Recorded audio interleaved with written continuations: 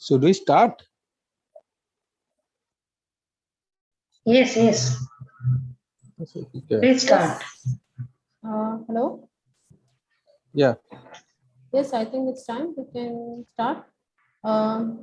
Let me just first introduce the session chairs.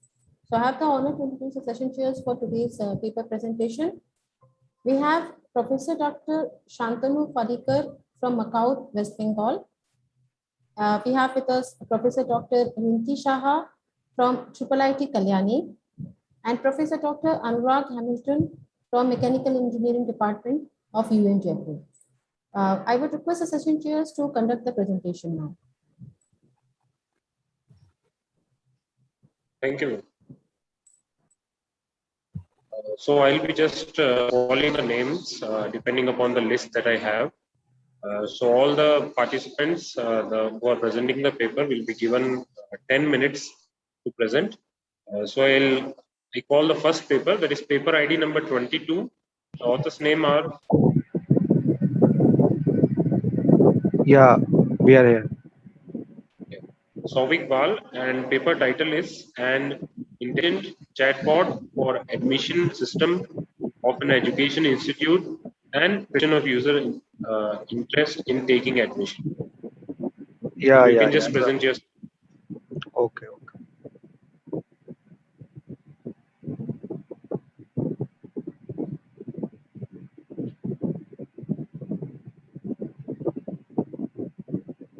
Is it visible? Yes, yes. All right. So, hello everyone. Good afternoon. My name is Ashish Singh, and I will be presenting the paper "An Intelligent Chatbot for Admission System of an Education Institute and Prediction of User Interest in Taking Admission." So, the authors which are related to this paper are me, Ashish Kumar Singh, Suramya Prakash, Saurav Kumar, Bikash Ghosh, Ms. Priyadarshini Roy, Mr. Souvik Bal, and Lopa Mandi. So these are the contents which I'll be talking about in this paper: the abstract, introduction, disadvantages of existing system, solutions, literature survey, methodology, system architecture, experimental results, results analysis, conclusion, and the reference. So the abstract. So basically, chatbots are nothing but computer programs that are designed to communicate with humans like a human with the help of natural languages. We all know the basic idea of chatbots is that they should behave like humans. That's why we have built it. Sentiment analysis is a process of extraction of opinion, thought process, likes, dislikes of an individual by analyzing his or her language. As humans, we express our opinions and like our all the expressions and different moods are like hidden in those statements that can be extracted, and that is the main purpose of sentiment analysis. So in this report, we begin by introducing chatbots and sentiment analysis, and then analyze the chats of the chatbot developed for admission purpose of an education institute by different algorithms of sentiment analysis like nav-based, maximum entropy, decision tree, and SVM for determining the user interest in taking admission in that institute. We would be analyzing the chats with different algorithms, and in conclusion, we would be giving which algorithm is best and most efficient for this purpose. So the introduction. As I said, chatbots are basically to make someone believe that they're communicating with actual human beings. The main idea of chatbots is that only. Some chatbots are designed using different approaches of NLPs, and some are just predefined based on design patterns and predefined database. And sentiment analysis is a process of extraction of opinion. As I said, all individuals have their different opinions, and they express via chatting, reviewing, expressing themselves in public or social platforms. You can just review by seeing those different chats and reviews at how they are feeling about the product and what are their views on that. The fundamental idea behind sentiment analysis is the polarity of the text or sentence, that whether it is positive, negative, or neutral. Whether a person says something about a thing, it must be either positive, either negative, or it must be neutral. So that is the basic idea here. So here we will be doing sentiment analysis to extract interest of a user to take admission in an institute by analyzing the user chats with that institute chatbot. The basic idea about this paper is this. So here we will predict the percentage of the user's interest and also compare the results using different algorithms of machine learning used for sentiment analysis like nav-based, SVM, maximum entropy, and decision tree. So like, of course, there are different chatbots available in the market right now also. So what are the different disadvantages of those existing systems? Of course, complex interface, they are very much tough to use. Like they don't get you the proper answers which you ask, and they are not able to understand what the user really wants to want from them.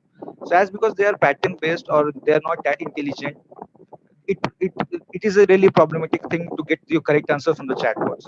Then problems is sentiment analyzer. Basically, the sentiment analyzer has problems understanding different human emotions. Of course, they don't get the different emotions. Sometimes they end up hurting the person. There has been a case also. I'll be discussing that later. Sentiment analysis also faces problems in words ambiguity, different words have different meanings. Sometimes sentiment analysis don't get those words and can't predict the multipolarity, which means sometimes a sentence has like positive views also, negative views also, and that it gets confused. It doesn't get the polarity of that particular sentence. Most of the sentiment analysis in the market deal with emotions and can't predict the correct emotion and often end up hurting people and telling something which is too sensitive and shouldn't have been told. So basically, we came up with solutions to all this stuff. So basically, we are making a chatbot with very simple interface and very GUI to avoid complex interface issues. We will be training our chatbots based on real-time data sets available, which we collected from different educational institutes, so that user can have an experience of like talking to a real person. As our chatbot would be dealing with queries regarding an educational center, it will not have to face much of the irony and sarcasm. It will have direct questions about that institution only. As our chatbot has to predict if the user is interested or not, so multipolarity doesn't come in that scenario. Either they will be interested or they will not be interested. Our chatbot hasn't had to deal with sensitive topics. Of course, we have to just deal with the queries of of the admissions. So we really don't have to deal with sensitive topics. There are the different literature surveys which we basically had done. Like these are the different works that are available in the market, which has been already done.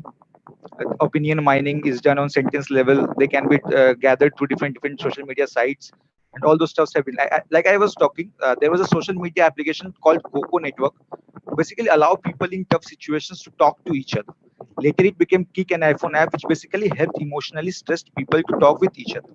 Later on, with its machine learning abilities being developed, it's eliminated all its offensive contents and now it's available as a service. So basically, this app later it should talk harshly with people, and it often ended up hurting our people. So it was banned for a certain amount of time.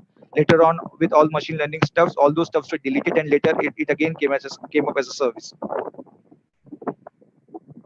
So basically, this is the total algorithm, how we did it, total methodology. So firstly, we downloaded necessary libraries for chatbot development. We made that chatbot in Python and developed the chatbot. Then we created our own data set, which will cover all the queries regarding the admission purpose of that particular institution. We some of the data we collected from outside, some we made also. Then we trained our chatbot with that data set. Then we developed our sentiment analyzer, also trained on positive and negative sentiments, which are positive sentiments, which are negative sentiments. We all trained our sentiment analyzer in that field also. So when the chatbot was ready to use, it converses with different users and solves these queries. Based on those chats and queries, our sentiment analyzer will predict if that user is interested in taking admission in our university or not. We will do analysis of the chats based on different approaches of sentiment analysis and then compare the results and accuracy. It would come with a like which one is the best one. This is the algorithm for making the chatbot, how we develop the chatbot. We developed and installed NLTK and all its required packages. Text pre-processing with NLTK is done, which covers tokenization, stemming, lemmatization, and removal of stop words. Different text processing. These are the different steps of text processing which are involved in NLP. All the necessary libraries are installed in chatbot development. The corpus of which the corpus of the training data, which contains all the information regarding the institution, is created. We basically develop the training set. Then the data is read. Pre-processing of the raw text is done, which is taken as input. Someone is giving input. Text processing of that input is also done. Then keyword matching is done with the training data. But what of the queries are matching with our training sets, and then a response is generated based on that pattern matching. And this is the algorithm for making the sentiment analyzer. All the chats from the chatbot are collected into a single file. Then from that data set, we divide our approach to tackle the classification problem into 3 stages.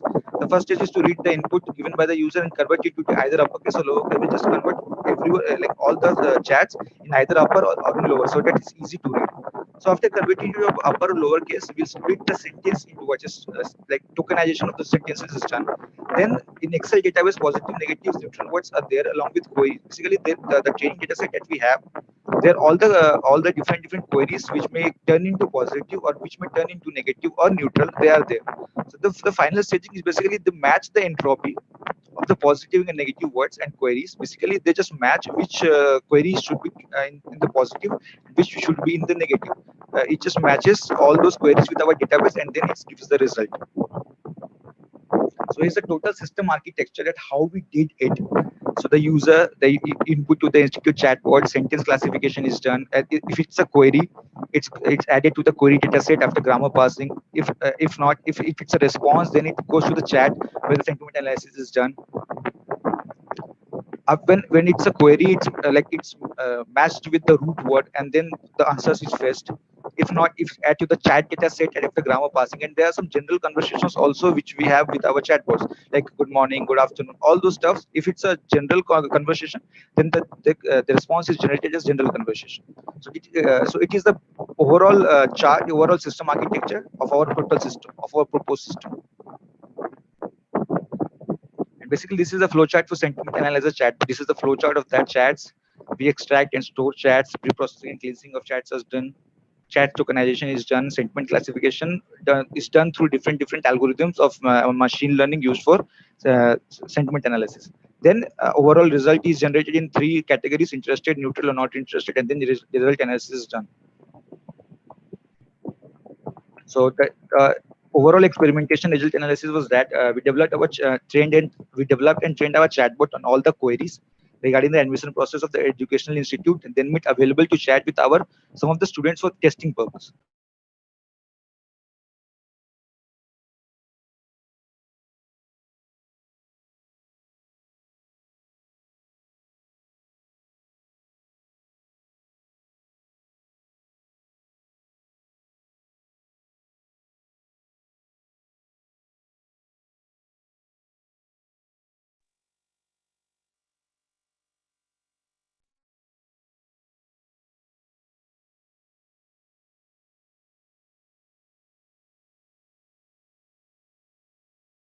Hello, I think you are not audible.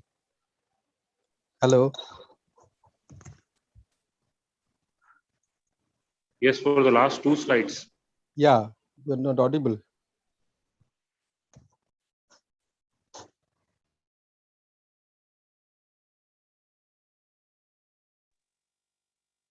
Please do it fast within 2 minutes, okay, because already you have taken 10 minutes.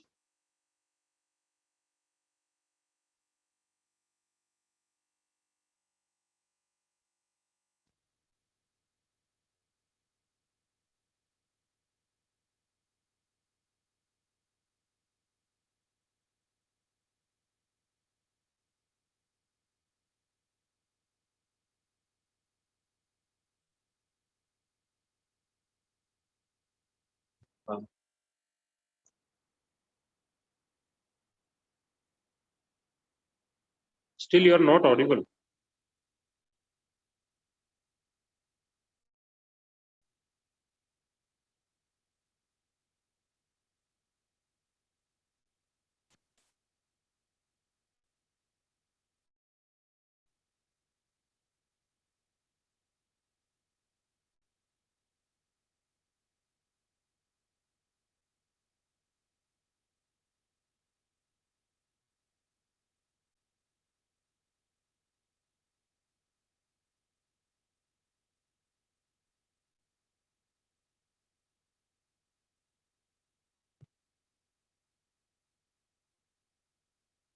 Can you hear me?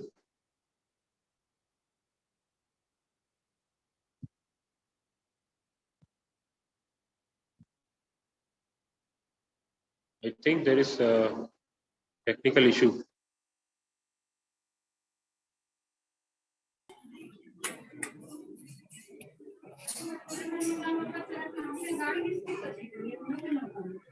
Sir, we should call the second participant. Yes, yes. We'll just call the second participant. So I'll just call on the next paper. That is paper ID number 14. Payal Malik and Sweta Singh, comparative study of IoT protocol, RPL versus LIBP and its thwarting issues. So anyone is there from the team? Paper ID number 14.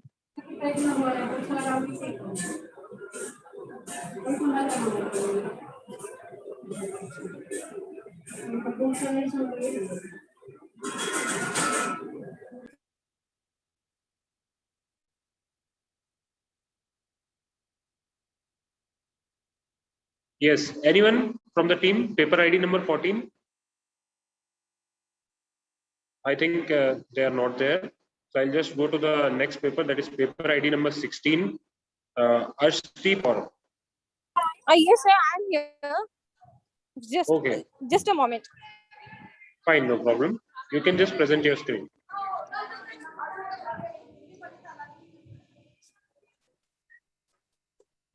Sir, am I audible? Yes, you are audible.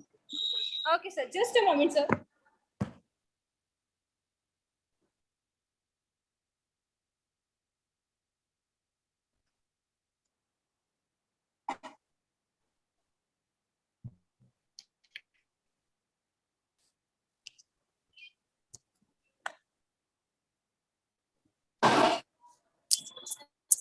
Sir, is my voice is clear? Yes. Okay, sir. So basically, I'm from university campus, and moreover, as we all know that what is in IoT, basically it is an idea that any object can connect to the internet. It is a network of physical objects that are embedded with electronic sensors, softwares, and networks. Allows object to be sensed and controlled remotely across the existing network structure. So basically, so the introduction of this paper is alcohol can as used among young people, especially university and college students, becoming a growing concern. In order to solve these problems, we propose IoT-based alcohol detection system for university, which aims to continue monitor the drinking cases on any college or university and tracking the location of that premises. Basically, the alcohol sensor senses the content of alcohol in human brain. If the alcohol consumed by that person is above threshold value, that immediately the LED blinks and alarm buzzes and finally give the alert via message to the owner of the university. So it's just an introduction. Moreover, in overview, as we know that alcohol is almost used by young generations and drinking by mostly college students that burst excessive health and safety human hazards. It has harmful effects in this population while learning and academic problems. The main objective of this approach is to observe the alcohol persons, and the system analyzes the level of alcohol in the breath. In this, we use Arduino UNO LCD display, MQ3 alcohol detection sensor, and buzzers. In this IoT-based alcohol system measures alcohol intake, display the percentage of alcohol that is consumed by the humans. Along with alarm, it also sends alert to the server to network devices. So, and there are a lot of papers that we have, discussed that in paper 1 literature survey. In paper 1 describes alcohol detect the occurrence of alcohol in the automobile and instantly locker sense the engine of automobile. And in one paper where the sensor senses the alcohol content in the value above the threshold value, to immediately locks the engines and sound the buzzers. And author used the alert system that he used to detect, in which alcohol detection find out the alcoholic people, and to intelligent helmet require that if driver using mobile when he is driving or not. And basically, so the research is based on alcohol detection system, and an alcohol person sound and alarm threshold values calculate alcohol. It's just only a hardware approach. But now our research paper is based on IoT. We links web application with sensors. When an alcoholic person come under the alcohol detection sensor, it sounds an alarm and also sends the message on web application about that particular location. The owner of the authority will take a immediate action on that person. And in flowchart, first of all, the sensor since the alcohol continues and the message will GCAIA module. And in this, we use some software specification. Basically, sir, I use C++, and in hardware specification, I'll use Arduino UNO buzzer sensor, Wi-Fi sensor, display. And in Arduino UNO, it is just a central part of the system. We can where we all the programming basically used to sit analog output programming. Then Wi-Fi module sends a message to the administrator, and we all know that whenever alcohol consumed by person, immediately the alarm bell is detected or not. It also shows a percentage. So in this basically now we have confusion. In this, we provide a very useful solution to develop an intelligent system for any workplace, hospitals, temples, universities, for alcohol detection that is based on core component Arduino. The grade in this paper, we also set the threshold value. If the value cross the limit, immediately inform to the authority of if the person consumed alcohol is above threshold value, immediately the alarm buzzers, and immediately the owner of the authority then take any immediate action against him or her. The great advantage of system is reliable. Basically, the alcohol detection in campus project is designed for students' safety and also maintain the discipline and decorum of the university. Receive message immediately. It is a responsive action about the students who consume alcohol in university. Thank you, sir.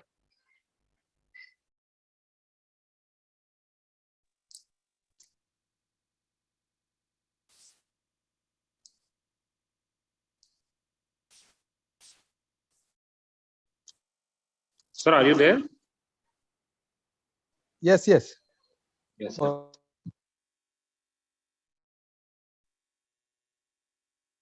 I think she lost her connection. No, sir, I think she's there. Can you hear me, Arshdeep?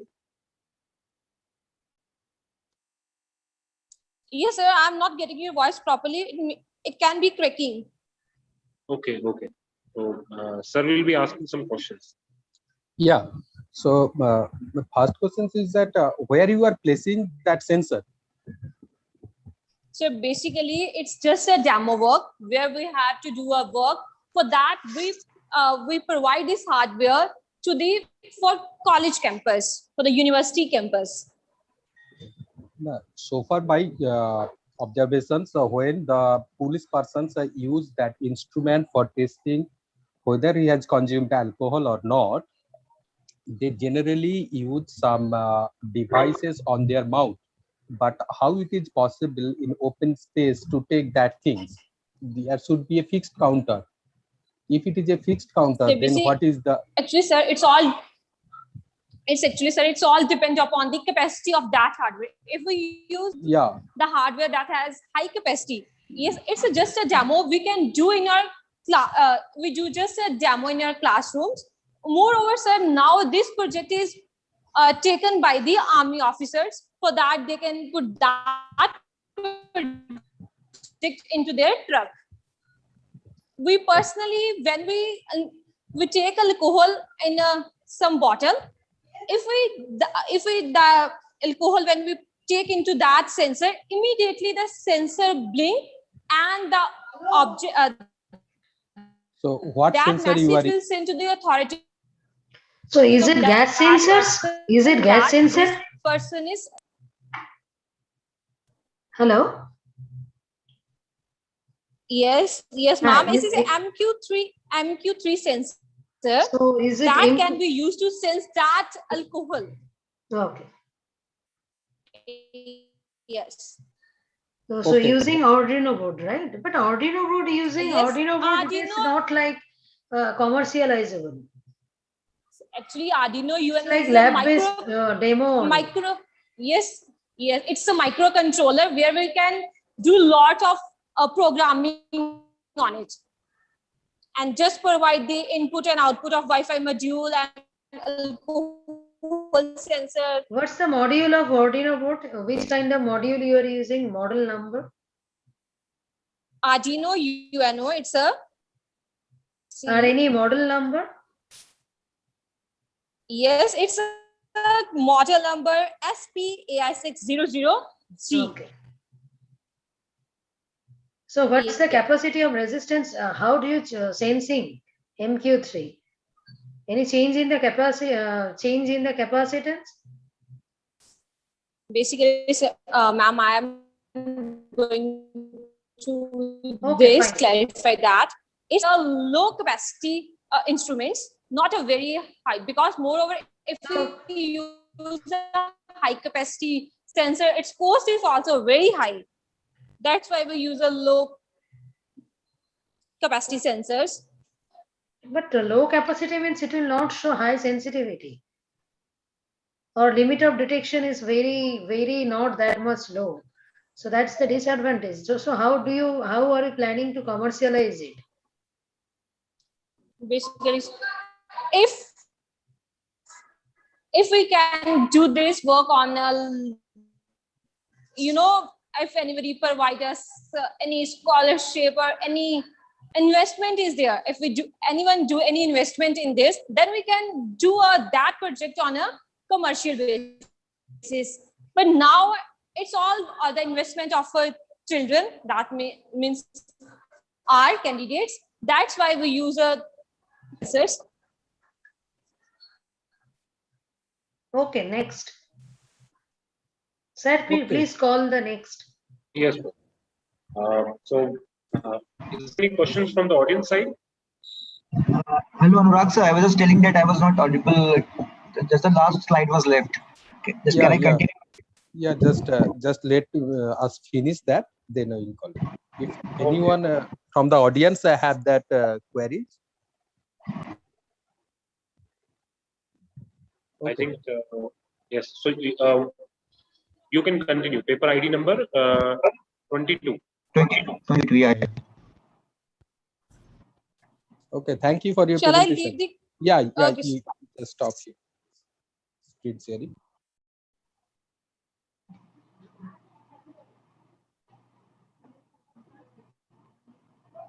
I really don't know what happened last time. Sorry for that. So I was just on the last slide. I was just presenting everything was done. Sample output I was showing. These are the sample outputs. And then there are the different data sets and different accuracy that we got.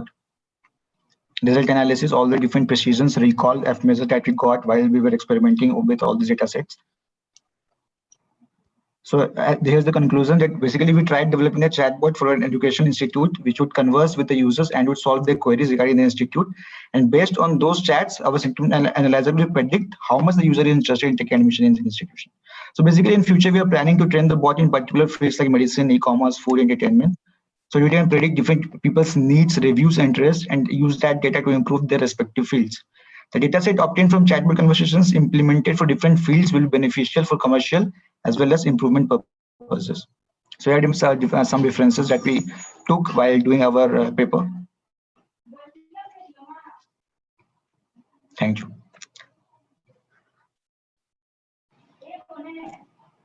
So done. Thank you, sir.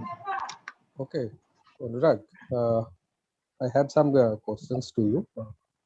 First thing, what are the features you have used for identifying that it is a positive sentence or it is a negative sentence by chatting? Yeah, definitely. So basically, it depends on the purpose. Like if we are talking about admission purposes, right? So how much that person is there are some sentences that what is the fee structure and all those. So we basically classified our data set in that manner. So that it depends on the. Yeah, I have just one question. Say for example, you have asked me what is the fee structure. You have given an answer, but students should not give a response. But asking that fee structure, you are determining that he will take the admission. You are considering it as a positive or a negative. Yeah, it's a positive. It's a positive because that person is showing interest.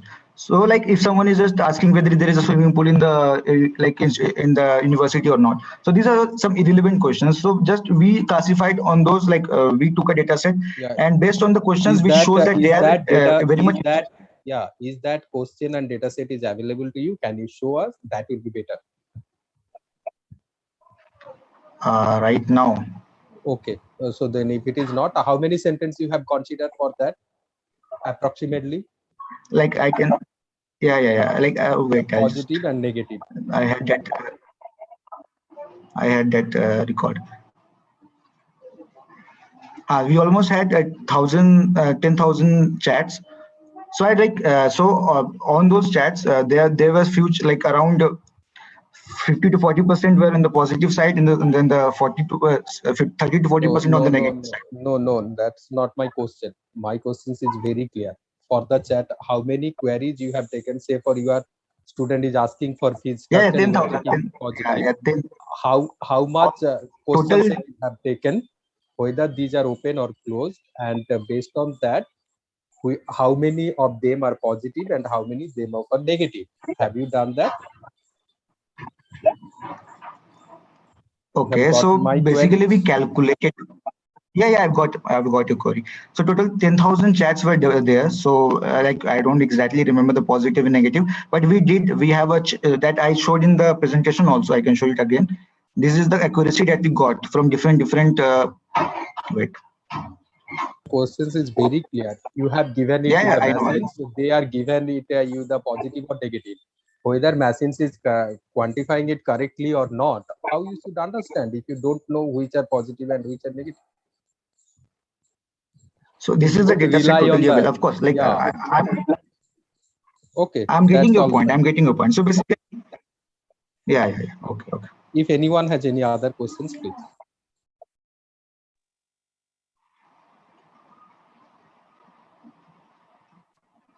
I don't think there are any more questions. So I should call on the next paper ID. That is paper ID number 35, Hridhay Banerjee and Afaq Ahmed. And paper title is IoT based automated vehicle parts. So anyone there from this team? Paper ID number 35. Yes, sir. Good Hridhay afternoon. Banerjee. Good afternoon. So just present your screen. Yes, sir.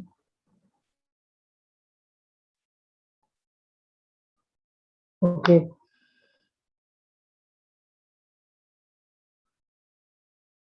Am I audible?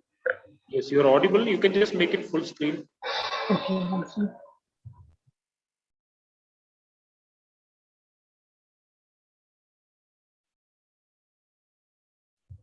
Okay. So my topic is today IoT-based automated vehicle parking system. So in this paper, I'll present solving try to solve the problem of lack of data of parking vehicle system.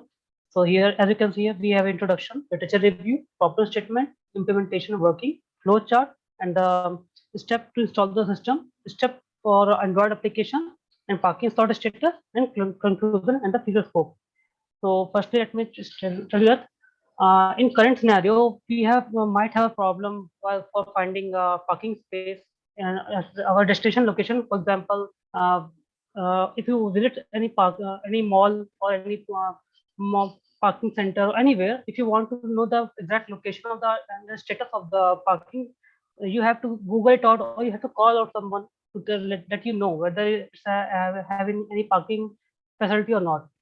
So we develop a system based on IoT, which helps you to provide data straight from the parking area and also the status of the available parking slots. For example, we install and some sensors at the parking slot which detect the vehicle which is parked or not. For example, we have a IR sensor, ultrasonic sensor, and your um, metal detector. As the most of the car are made out of metal, if you use metal detector, it will detect the metal of the body and it will sense whether car is parked or not. So in our case, we use IR sensor because it's a low cost and low power. So it installed on the parking slot at a different parking location.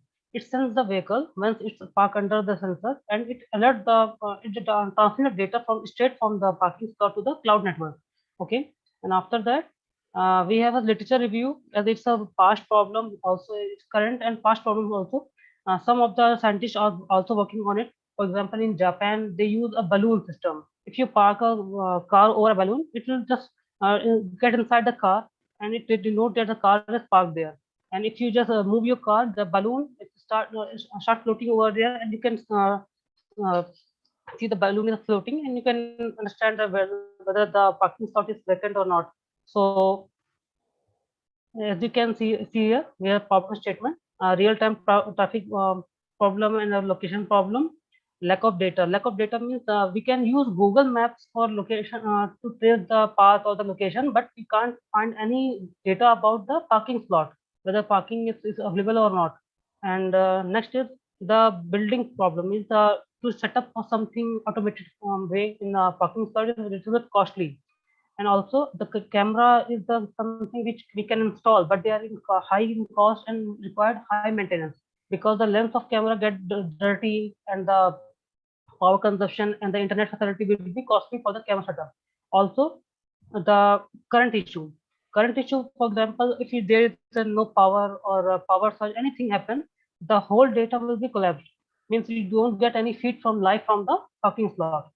So we just tackle all these problem via our solution. So here we use ESP8266. It's a microcontroller, and it have a built-in Wi-Fi.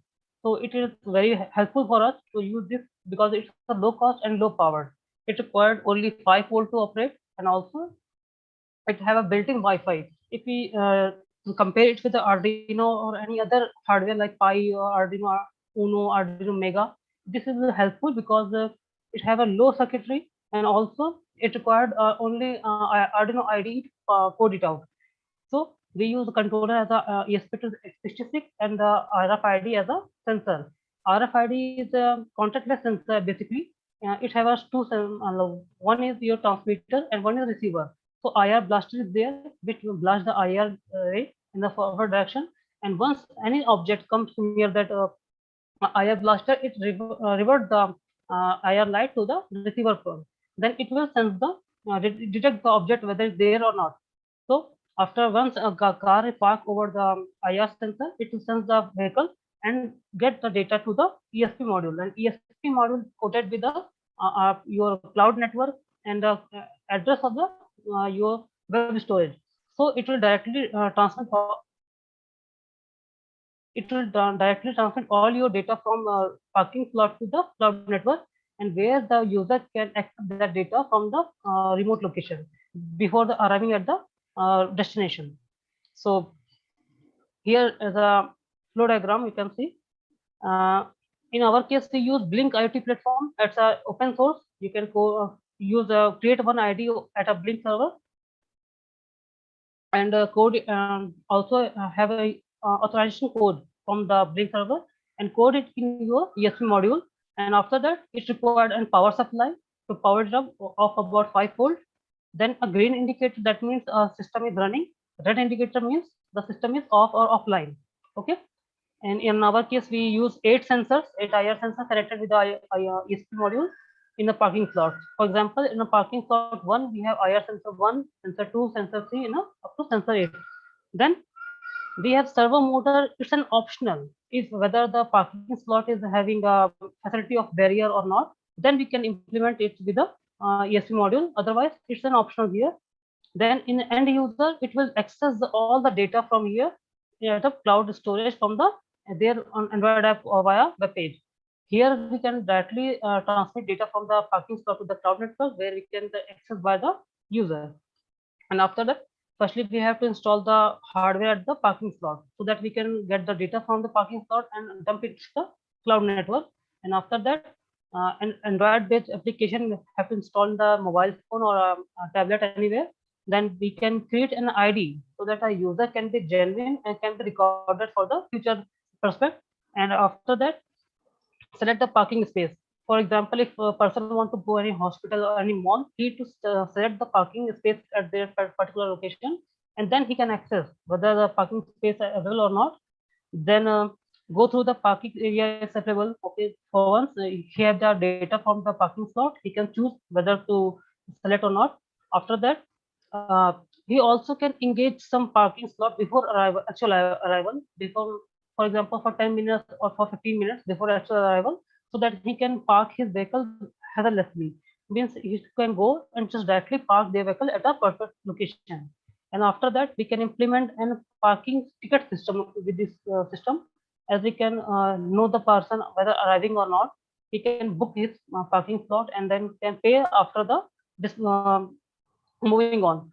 And once the vehicle is out of the parking slot after successful payment, the whole verification process provide and slip to the person that whether the vehicle is parked under the surveillance system or not.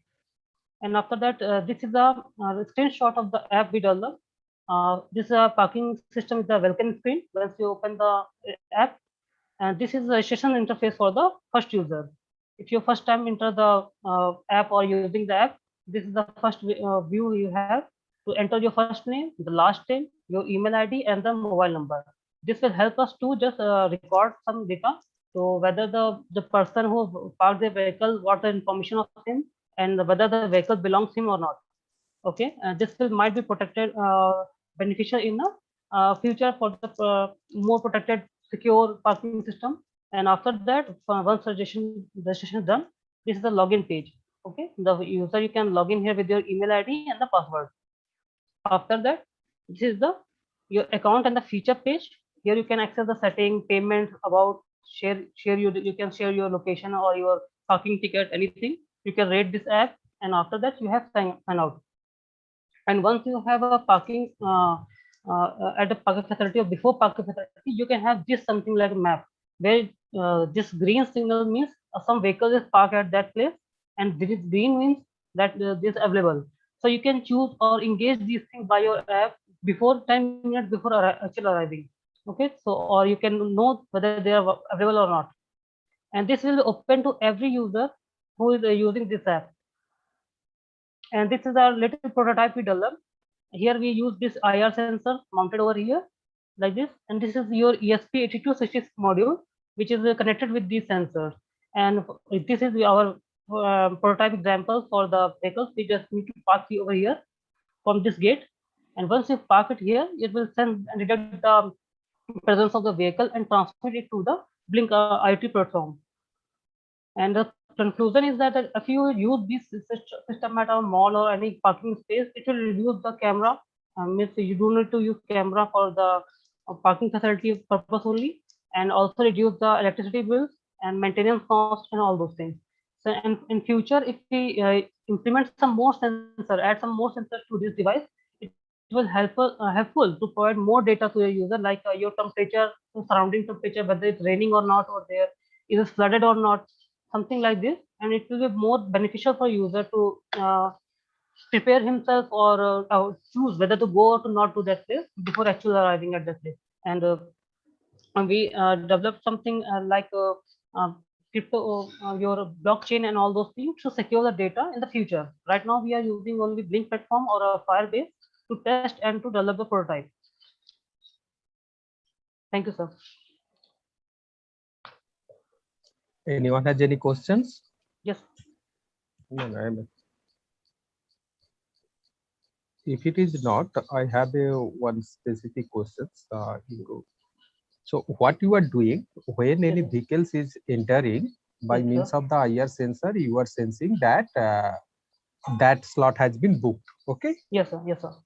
Okay, but you are on the apps, you are giving options for booking a particular slot.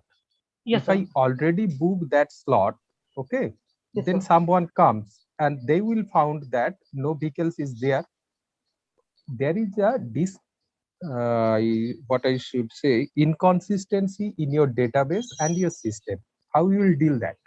So the booking facility available to those persons who are arriving before 10 minutes only. Means if you are 10 minutes away from. I am showing you. I am just telling you. Suppose currently this one leftmost green is available. I have booked Okay, it. sir. Okay, sir. If I booked it, then what will happen? It will become red or not? So it will become red once you park your vehicle. Okay, because So it's a then, hardware based. suppose I have booked, but due to some congestions and all these things, it Yes, is sir. taking some time. In Yes, that sir. time, another person, he has got that it is also Yes, green. sir. He can park. If he is arrival before you, he can So, park his vehicle over there. so I have And booked. Still, I yes, will sir. not be able to park. So, what is the meaning of that? So if you book the vehicle, that means you are only 10 minutes away from the parking slot. That's the only Yeah, way you maybe book the due to vehicle. congestions, and Yes, sir. within that 10 minutes, other can also book. Yes, sir. They can book, but the ones they are from 10 minutes away from the parking slot, they can book, and once they are arrived at the parking slot, they park the vehicle. If you are away from Okay, the so I think there are some inconsistency. You must check it. Okay, how will do that? Because if I book, it yes, should sir. be automatically read so that no one can book. It may be I may be delayed or whatever. But in that system, what you are telling, that facility is not there. So far, my understanding. Okay, sir. Okay. Okay, sir. Okay. Thank you. If anyone has any other questions.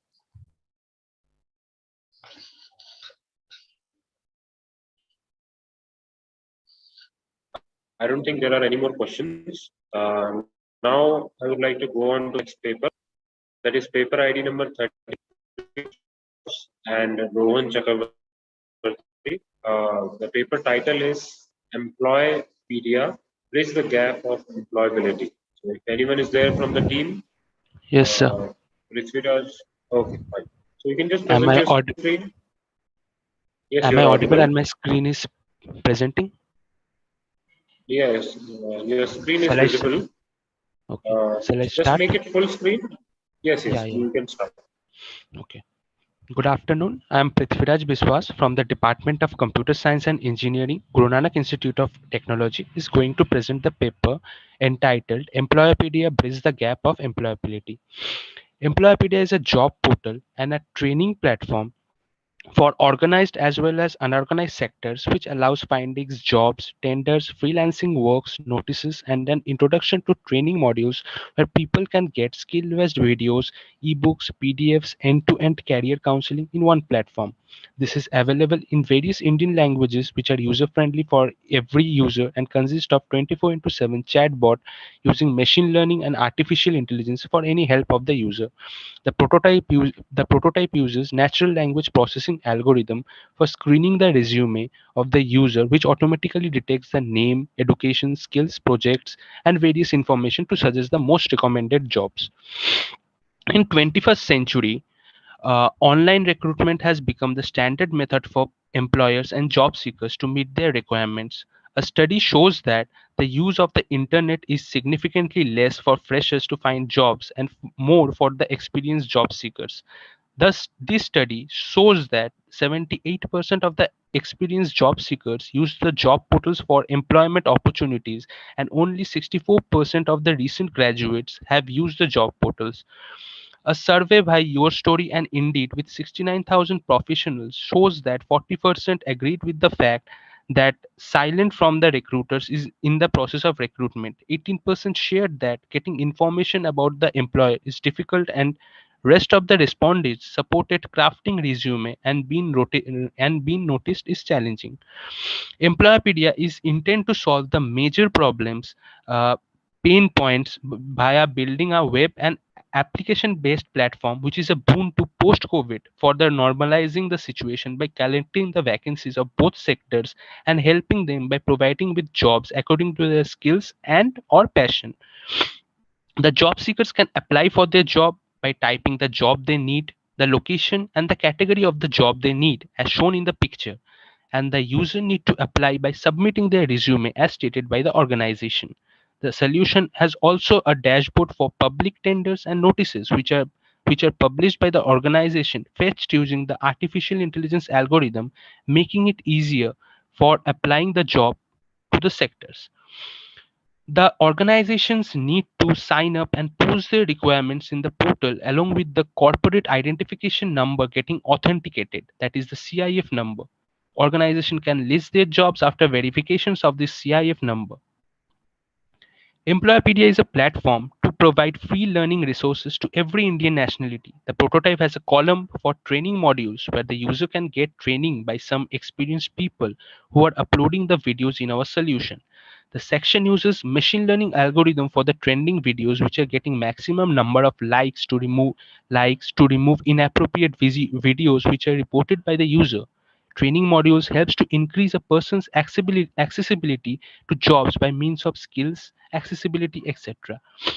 Employpedia also provides a platform to test their skills by means of multiple choice questions, and the user can get suggested jobs by artificial intelligence algorithm. It will recommend jobs and courses based on their non-linear modeling with gradient boost decision making trees.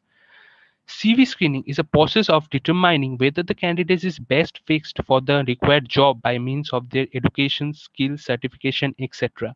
Employpedia using artificial intelligence resume screening automation, where the functionality of this feature is to extract the data from the resume and saves the data fields by using natural language processing algorithm. Natural language processing is the field of artificial intelligence where computer analyze extract the text from the document, allowing machines to understand how humans speak.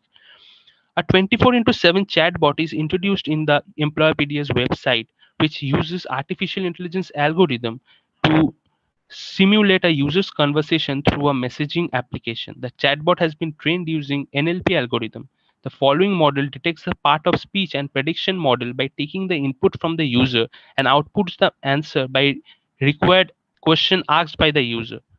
It also helps to navigate the user through the application.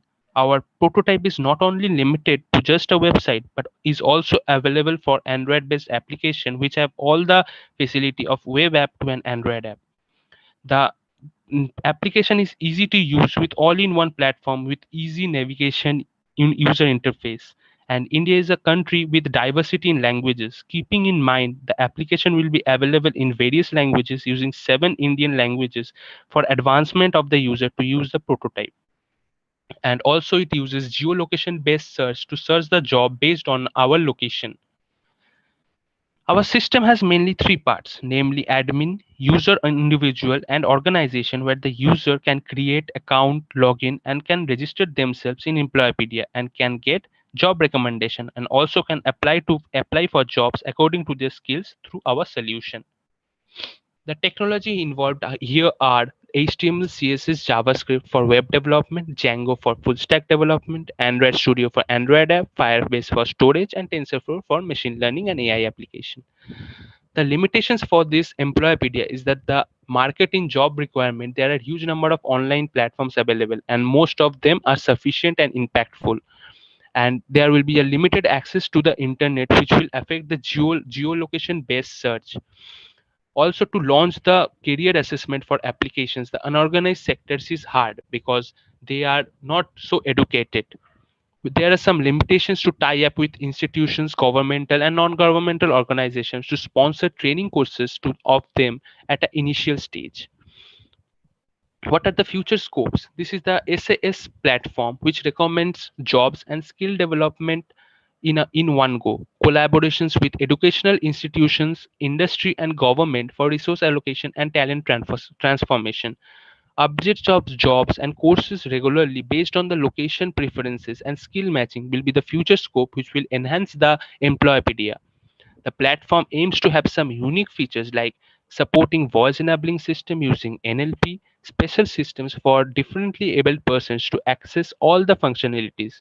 It will also have location intelligence to show available jobs in some area using data visualization according to the search criteria. Thank you. Okay. Anyone has any questions?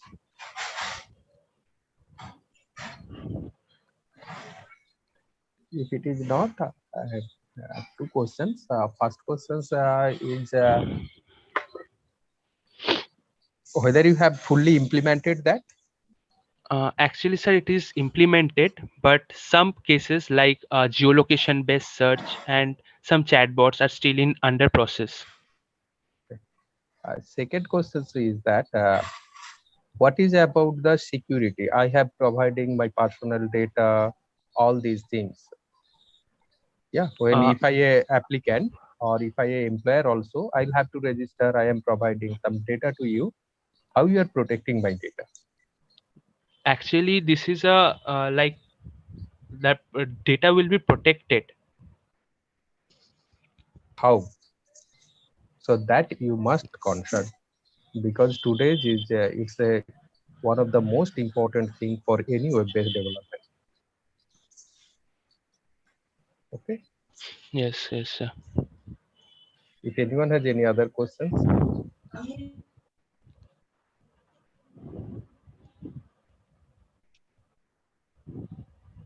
I don't think there are any more questions.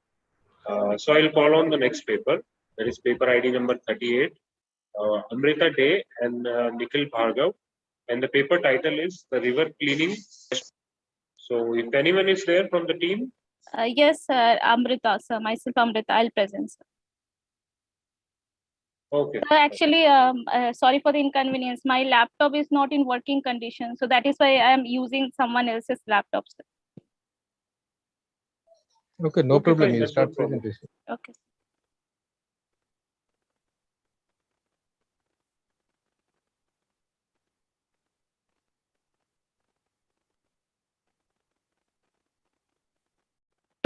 Is the screen visible? Hello? Yes, Yeah, Yes, now it visible. is visible. Oh, okay. Okay, so the name of my project is River Cleaning Trash Bot. We basically came out with this idea of making this trash bot because we see that there are so many water pollution in India. Like in Maharashtra is leading in water pollution, and the prototypes that were already present for cleaning the water, like the water shark, it cost around 20 lakhs in India. So we came with an idea, why not make it a prototype of our own, which will cost much lesser compared to this water shark. So here we basically we have also checked the validation whether it can be made or not with the help of fuzzy logic and neural network, and also we have implemented the circuit design in the MATLAB also. So we are going to present it in the upcoming slide. So this is the fuzzy logic. Basically, the fuzzy logic will help us to check whether the planning of the path is accurate or not. So it will help the bot to plan its path accordingly. And we have also, based on the membership functions that we are going to show in upcoming slides, it will show that how the voltage and current regulations of the bot will be changed according to the according to the waste collection. So our objective was to study and develop the fuzzy model of the river cleaning trash model, and to study the neural network of the river cleaning trash bot, so that we can get some assurity, yes, something like that can be made ultimately. So these were the power calculation. Basically, we'll be using composite because it is lightweight for making of the prototype. That's in our mind, and these are the calculations where speed, power, and weight, and c is a constant for making the water body suitable. So this constant is taken for all the bodies that are planned to work in the water surfaces. So based on that, we have calculated the different speed and power. So these are the power of varying loads, and this is the weight, and this is the power. As you can see, weight is in kg and power is calculated in watt. So these are the hand calculation, and later on we have seen whether it is performing correctly or not in the physiologic and in neural network also we have seen.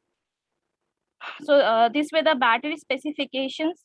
Based on that, we have calculated the total battery capacity is around 800 mAh, and it sorry, and this is the CATIA 3D modeling in CATIA of the how the trash bot will look like this.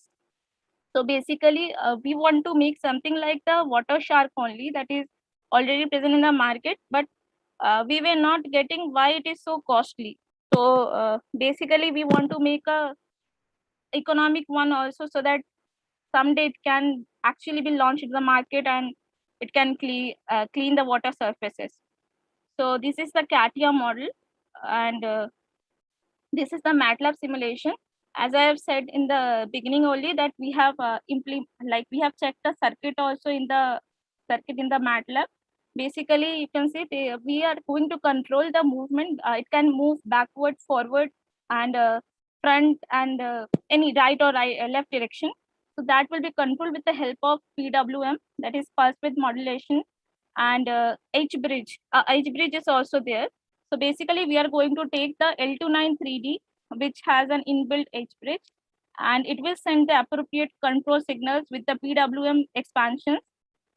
And the and the H bridge will then take care of running the motor for the crash bot.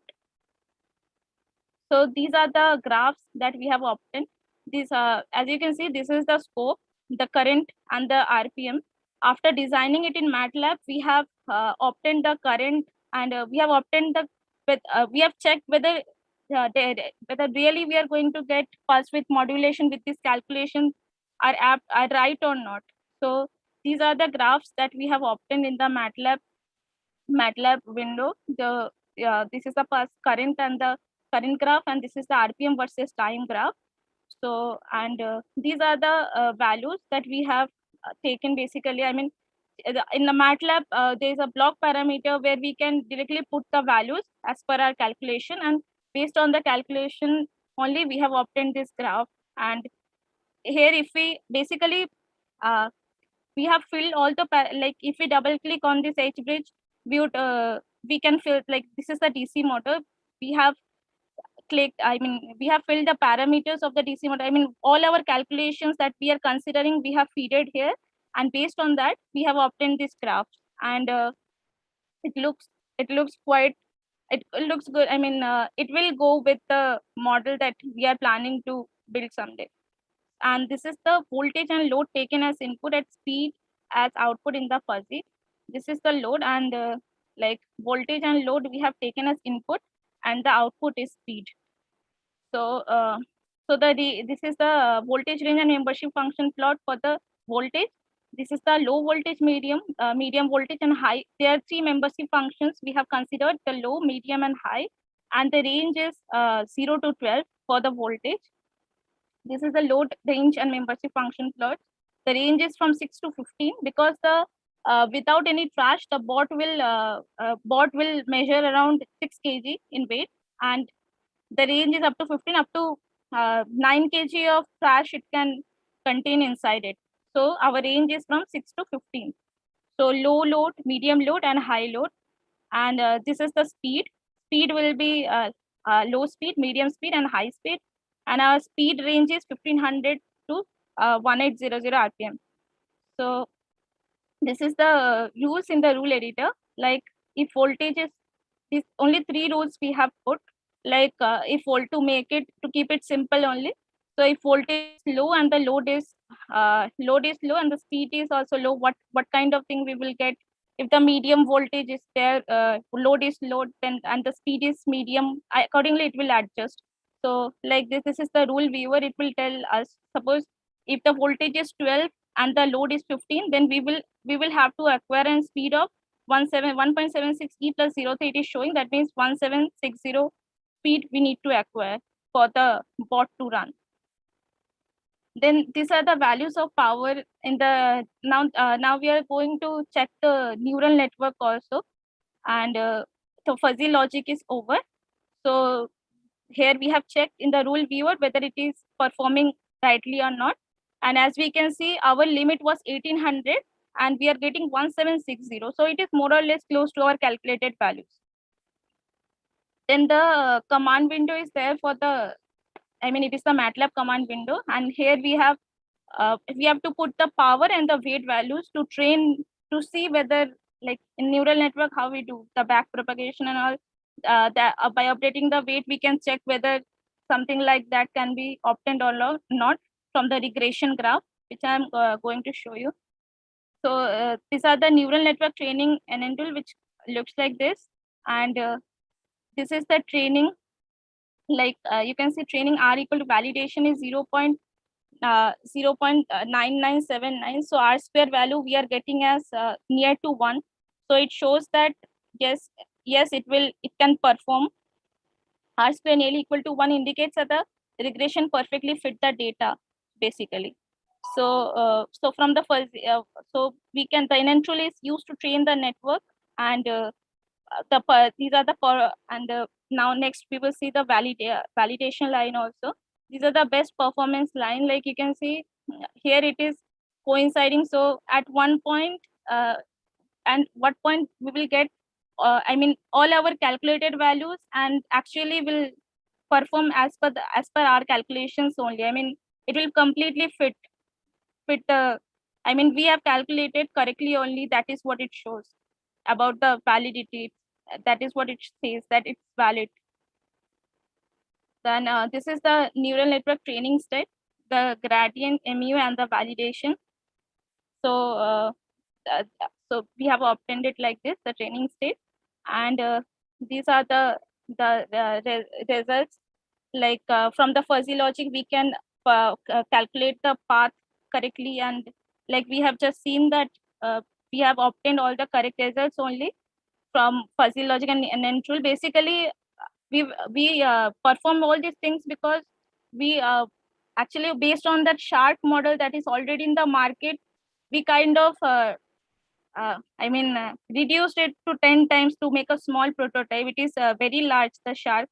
So we were not quite sure whether it will perform correctly or not. But now, based on by checking it in neural network and fuzzy logic, we see that yes, it will give us a prototype like that can be made in the future, actually. So the combination of fuzzy logic and the neural network flashbot can actually help us in making the accurate voltage regulation also. And also it will help us in achieving the greater efficiency, and obviously the faster collection of waste, and also navigating any obstacles. And future scope is that, but it will again, we have not implemented any image vision technique because it will again increase the cost. But we just want to make it remote controlled, lightweight prototype. So our future scope, prospect is also to look into the image vision, image, whether we can do something with the image or not, so that no person has to be there. But for now, we are omitting that part because it will again increase the cost, so it will be of no use. So this is it. Thank you, sir. Thank you, everyone. Anyone has any questions?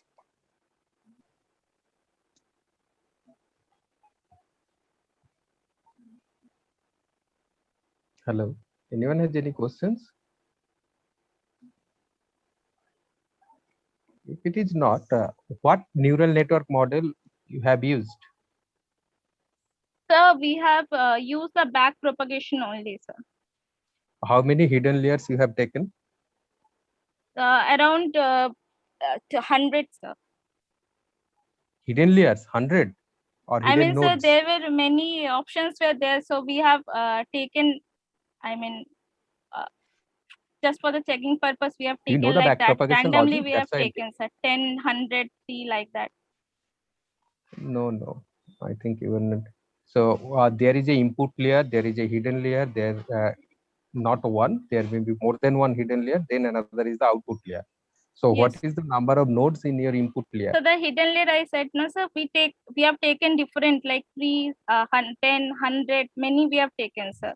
Here we have No. taken 10 hidden layers. 100 layer, it's a very impossible and very difficult. Yes, If you sir, know it the will take, it will architecture, hang, sir, after, I mean, it 100 gives nodes result, is but possible. it hangs after certain time. Yeah. So what is the number of input nodes? So the input, we have taken one only, sir, like that. So yeah, the neural network will not work. It will not give any effective result. So basically, If you are given a single input, then what it will learn? so I'm sorry, sir, I'm not able to hear you, sir. Just Sorry, am I I'll audible? increase the volume, sir. 1 second, sir. Yeah. Am I audible to you? Yes, sir, you're audible, but your sound is little, I mean, 1 second, sir, if I can. Yeah, my question is how many input nodes you have taken? Sir, I mean, sir, two we have taken, sorry, not one, two we have taken. The weight and the, that low power, sir. What is your output? So they say, 1 second, sir. So you can see this, yes, Yeah. sir. Yes, sir, this one, sir. So actually,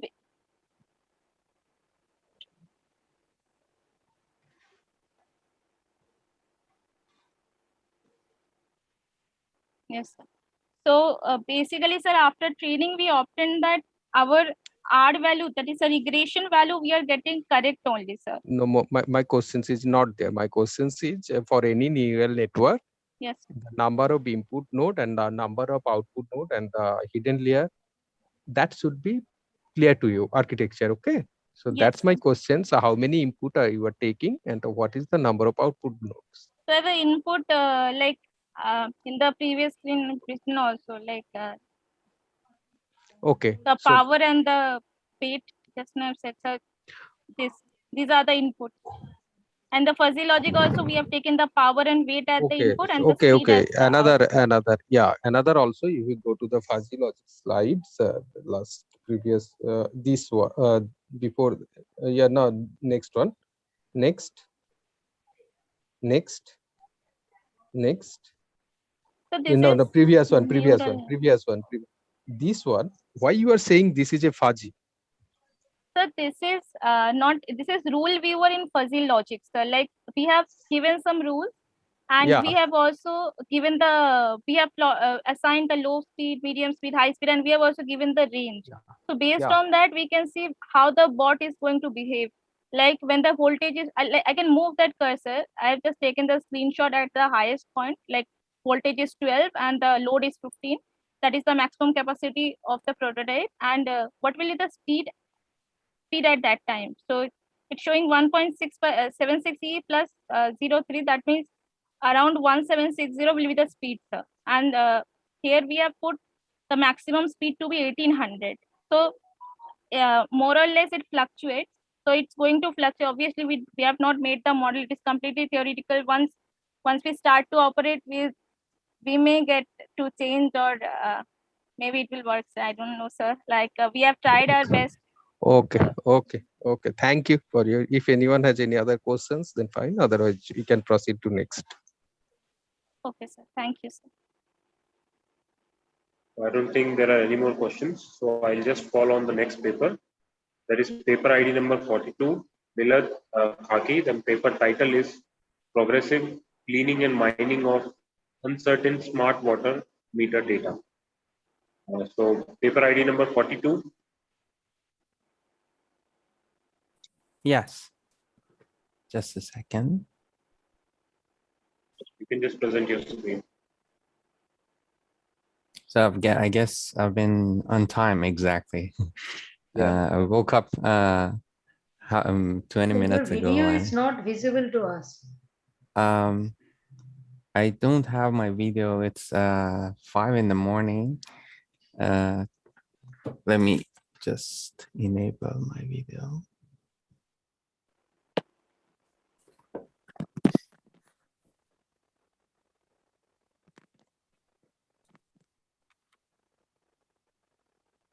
Where is your slide? Just a second. Yes. Share screen. It says that the other users should stop sharing, so then I can start. Yes. So the last user can stop sharing actually.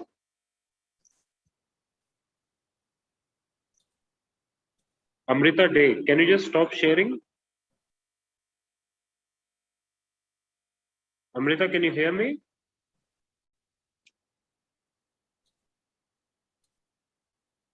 So Biswajoy, you can stop sharing of that particular participant, the host of that meeting or the co-host. Yeah, the co-host, I think. Your co-host Biswajit, you can do that. Okay, perfect. Thank you.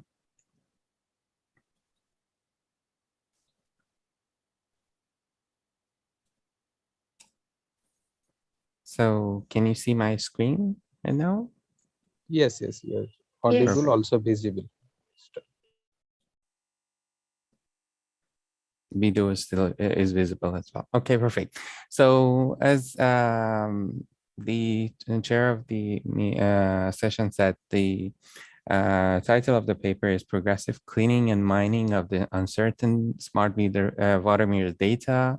My name is Milad Kaki. I'm from University of Waterloo, EC Department, Waterloo, Canada.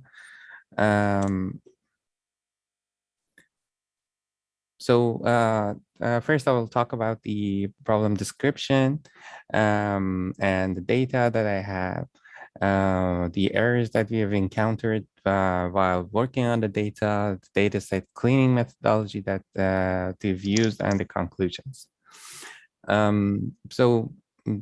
These are two water meters. This one, hopefully you'll, do you see my pointer? Yes, yes. Okay, perfect. So this is a traditional water meter. It has a mechanical counter, and this one is a smart water meter. It has the electronics, and it can transmit the data to the server. So basically, it's been over a decade that cities are adopting water meters, the smart water meters and smart meters in general. The focus of my talk is the problems that you will encounter while you're transitioning from the traditional methods to the new ones. So this is a block diagram of how the information from smart water meters are gathered through the system. These meters are wireless, so they can transmit information to the server. So we have the water meters here. They transmit the information, their meter readings to the server. Obviously, we'll have a firewall. We have a temporary storage of data, and then they will go into the long-term storage for measurements. And we also have a billing department that has to be matched with the measurement server. We have the customers that we have to basically cater to their needs, provide the information to them. And we also have infrastructure administration and planning. The dataset description, the city that we have used their water meter information is city of Abbotsford in Canada, the British Columbia province. It's close to Vancouver. It's an hour drive from Vancouver. The total data streams that we gathered were 27,262, which is basically 27,000 households households or customers. They have multifamily residences, single family residences, agricultural, lots of other types of customers that were there. And of those 27,000 data streams, 25,922 individual records were in the AMI database. AMI database is this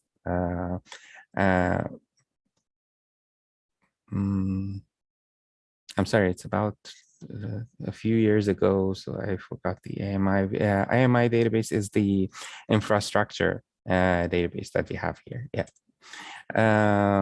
25,855 individual records in the billing data set.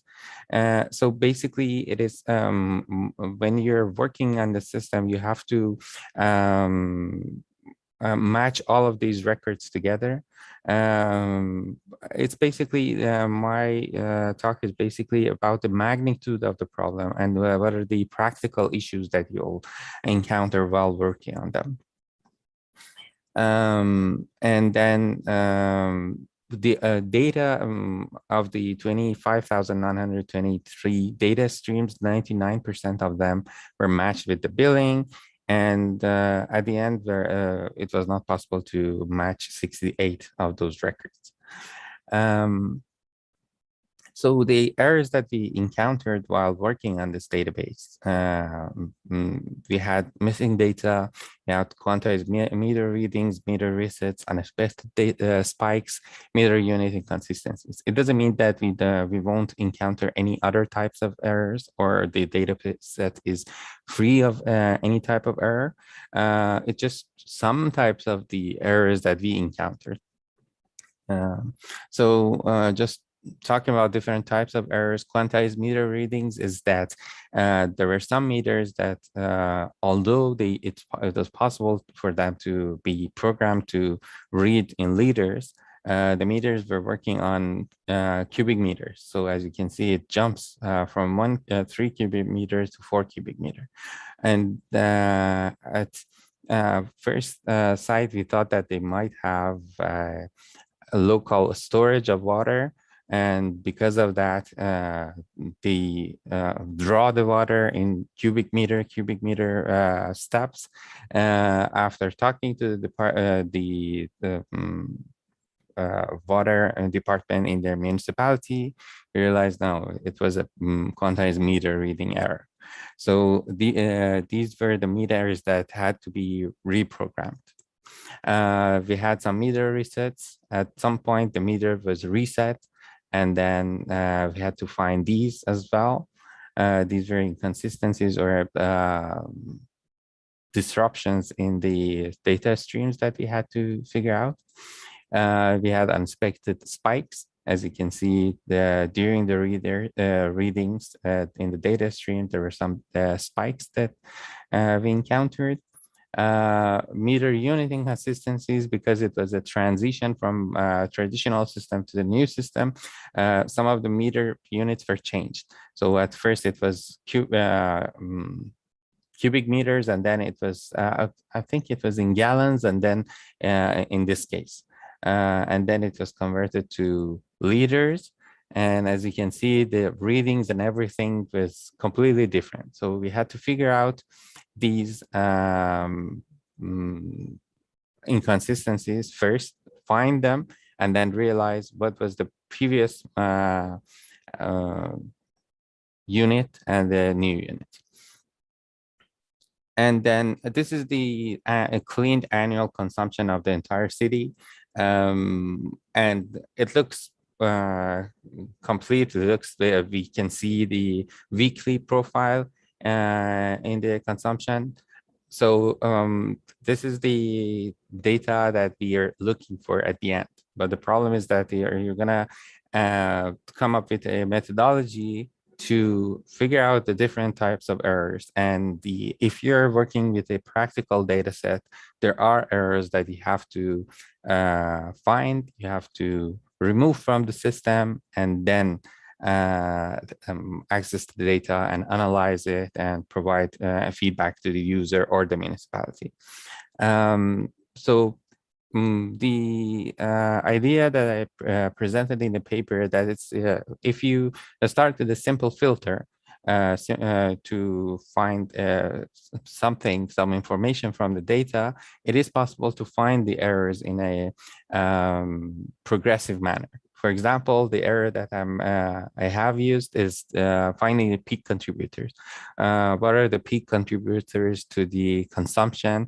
For example, in this consumption profile, the July 25th was the highest consumption day, and they wanted to see during that week which consumers are the peak consumers.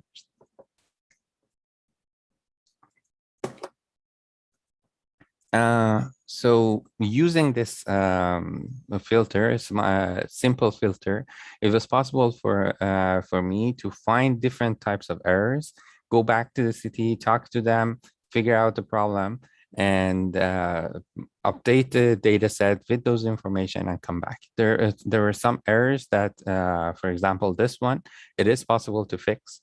You can simply change the unit in the data stream from a single point and update it. There are some errors that it's not possible to do it. You have to deal with the fact that you have this error in the system and it's not possible to fix it. For example, quantized meter readings, it is not possible to change it. So it while providing feedback and presenting the information or applying some filter, you need to take that into account. I guess it's pretty much the conclusions. Construction of the new source of data is always combined with various sources of error.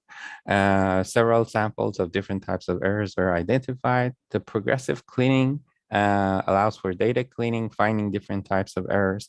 One of the things that I didn't have enough pages in the paper to present was that the meter unit inconsistencies, the first consumer that we found that had the highest consumption was the prison in Abbotsford. We talked with them, and at first it was logical that the prison might have some, might be one of the contributors, but Abbotsford is a agricultural city. And then we realized that the problem was the units were not correct. And we have to figure that out. And then after changing several types of problems, sorting out several types of problem, at the end we managed to get the correct annual consumption profile and then provide the feedback to the city. The termination is also important. What I mean by termination is so you're working on the data set, you're trying to figure out different types of error. So what's the stage that you say that, okay, it's enough. I know that the data set is virtually clean for my intents, all of my intents and purposes, and I can proceed to analyzing the data. It depends on the application. For our application, we knew more or less what the consumption profile would look like. It should have the weekly patterns in them. It should have the effect of seasons. For example, during the summer, it should go up because of the agriculture, stuff like that. When you get to a certain level of matching with the overall system, then you can say that the errors are removed to the satisfaction. It doesn't mean that the data set doesn't have any other types of error. For sure, it has. There are some errors that we haven't figured out. There are some that we know and we couldn't do anything about them.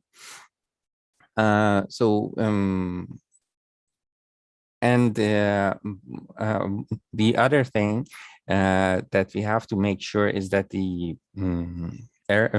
sensitivity of the method or the analysis method that we're using to the errors that exist in the data set. So there are some errors that you can remove. So there's no problem with the sensitivity. For example, the unit meter, quantized meter readings.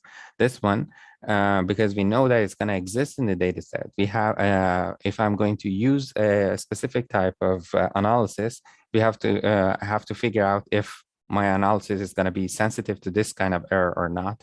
And these are the take-home message from this application. I think I pretty much covered everything. Thanks for listening to my talk. If there are any questions, I'll be happy to answer them.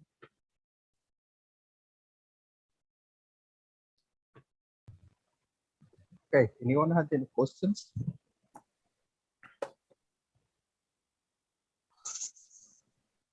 So if it is not, you are using the progressive method for removing the errors. Yeah. So what are the other existing methods? Is there any comparative study you have performed? Unfortunately, let me just repeat your question to make sure that I understand. So what are Okay, the sorry. other? Okay, I'm repeating. So okay. there are any existing method for removing errors? As far as I know, there are existing methods for finding the errors, but and removing the errors. Obviously, there are lots of methods in the literature. The problem is that with the smart meter data, these problems that are inherent to the system, because you're introducing a new system to the new environment, this environment to the system, you're gonna have these errors, and it's inevitable. And in the literature, they don't talk about this. Most of the papers, they talk about the data which is already cleaned, and they've gone through several attempts of cleaning the data, and that's not the part of the procedure that they've talked about. This if you're asking what are the methods that they used, it depends on the type of error. So for each type of the error, different types of methods has been used. One of the things that is quite important is data provenance. So if you're, for example, in this case, if you're changing, if you're applying any change to the system, for example, updating the meter units, there should be records of this update in the system. If there's not, then the next person that figures this error out is going to have a very hard time to understand what's this one and what's the unit that they're using, because it was a trial and error situation. We had to figure out different types of units and figure out which one is which. So one of the things that was quite important is to have the provenance provenance records that shows what are the changes that have been done to the system. For unexpected spikes, for example, the literature, it depends on the spike, but some of the literature, they detect them and apply average value or the neighbor value, nearest mean, stuff like that. I hope that I've answered your question. Okay. My question is that if there some existing methods are there, have you make any comparative analysis with your data, with your methods? That's No. I haven't found anything that's yeah. Okay. Thank you for your presentation. So my pleasure. Thank you. Well, I don't think there are any more questions from the audience side. So we'll just go to the next paper, that is paper ID number 43, Jyoti Khandelwal and Jyoti Anand. And the paper title is Spatial Domain Significant Bit Method Latest Improvements. So if anyone is there from the team? Yes, sir. Fine, you can just present your screen. Sure.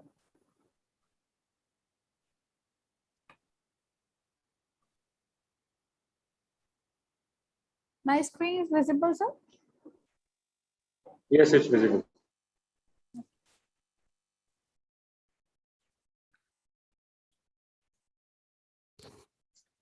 So very good afternoon, everyone.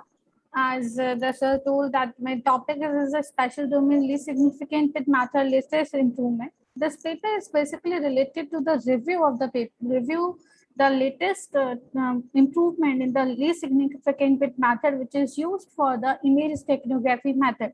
And maybe there are some different steganography methods are available, but least significant bit is the oldest method which we are using for we are for hiding our secret data.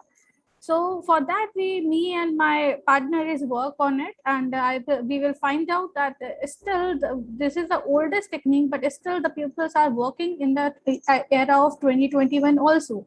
So what is the reason behind of it? And after the conclusion, after understanding all the work related to this, we are going to understand that how many bits we have to use to embed our data if we are using the least significant bit, and what are the different techniques which can help this technique to make them reverse impossible and payload capacity can be increased. So as the introduction part is started about the steganography. The steganography is an art and science of writing the hidden message in such a way so that nobody can, the intent recipient cannot, after other pupils are not able to understand that data. So the different technique like a cryptography, watermarking is also used for sending the data in a hidden way. But the steganography has a characteristic to hide a data behind something other cover data is available. So as a highlight, you can see here the hiding the several messages inside the data, like there we are having different kind of carriers like text, image, audio and video file we are having. But here I'm only talking about the image steganography process. So this is my course field actually. So the image steganography is generally containing the binary data, or if it is in a format of a digit, like we are having some digits, so we have to convert them in a 0-1 format so that it will be able to understand by the system and we can perform a different operation on them. So the pixels are basically collected together and it will create a raster data for us. And we are having 8-bit and 24-bit kind of common images are available. So 8-bit, it means we are talking about the grayscale image, which is the formalized 2 raised to power n. And same as we are working on the 24-bit, like we are talking about, we are having the 3 colors. So we are talking about we are having red, green and blue. The primary colors we are using to hide our data. So the thing is, whenever we are performing to hide the data, the information is hide. If we are include so much information inside a common platform, so maybe sometime it will give you that like a problem, like we have to compress our data.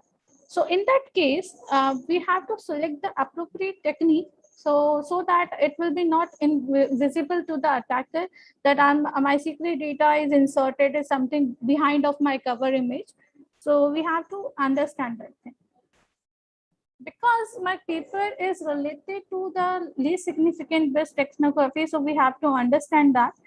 The least significant bit, it means we are using, and if we are having, for example, this data set for a pixel, we are having the red, green and blue, 3 channels are available. These 3 channels are having some values. So we are replacing directly our secret message into it.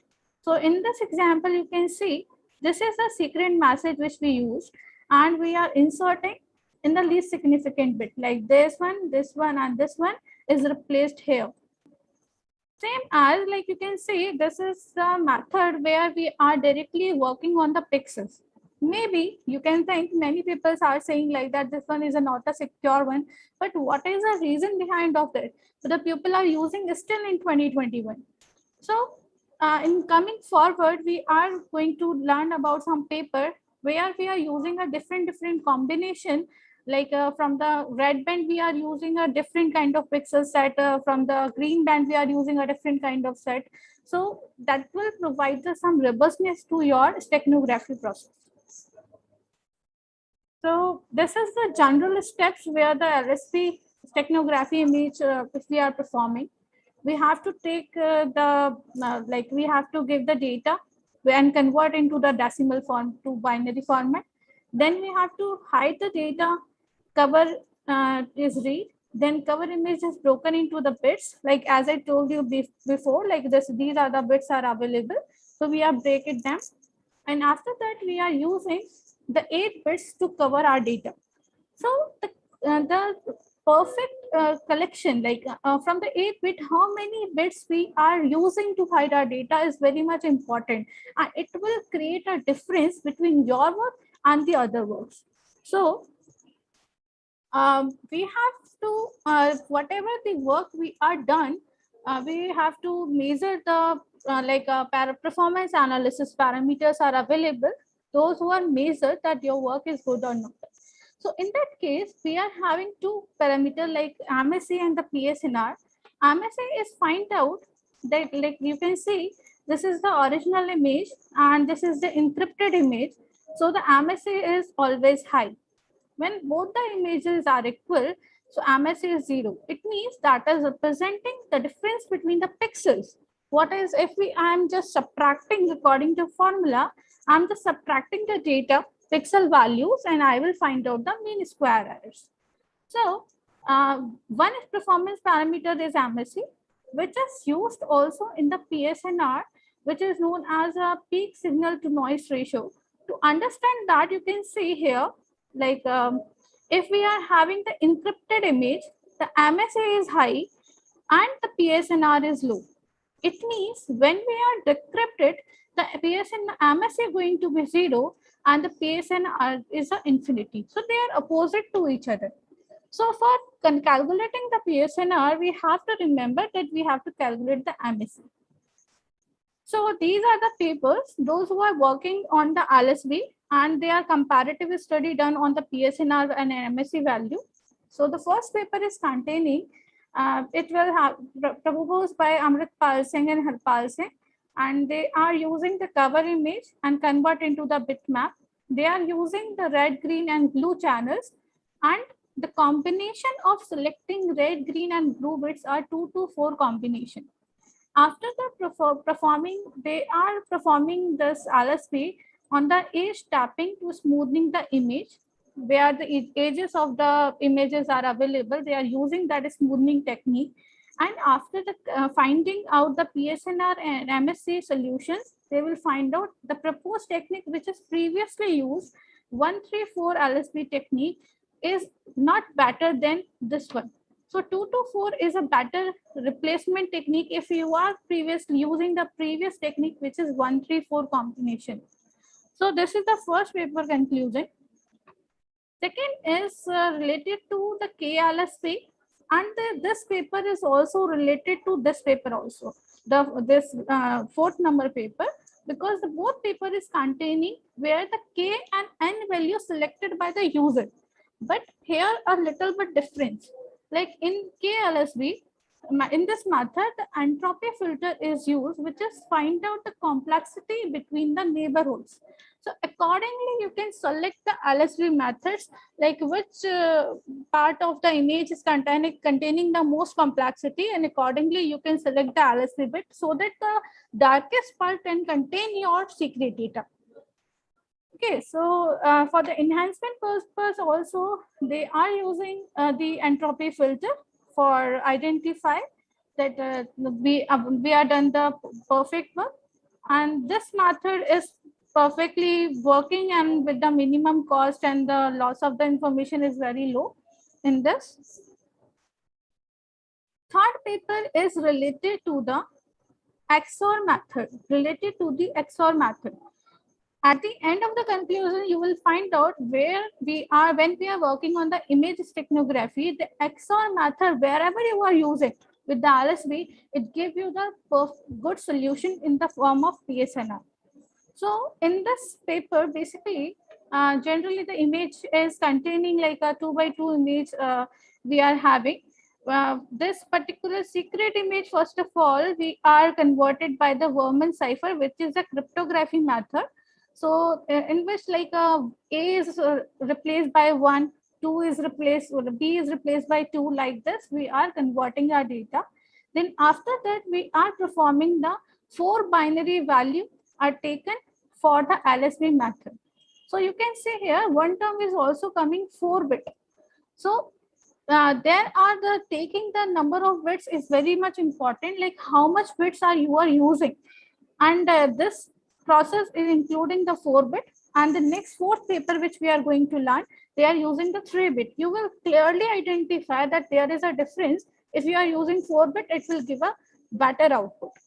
At the end of this, you can understand that one. So we are also using the shifting method on the cover image. On the ciphertext, we are applying the shifting method. In this process, we are using the cover images embedded and the stego images transferred to the recipient. So this method is basically using the XOR and shifting, both are in a combination. And the main highlight point is it is using the 4-bit.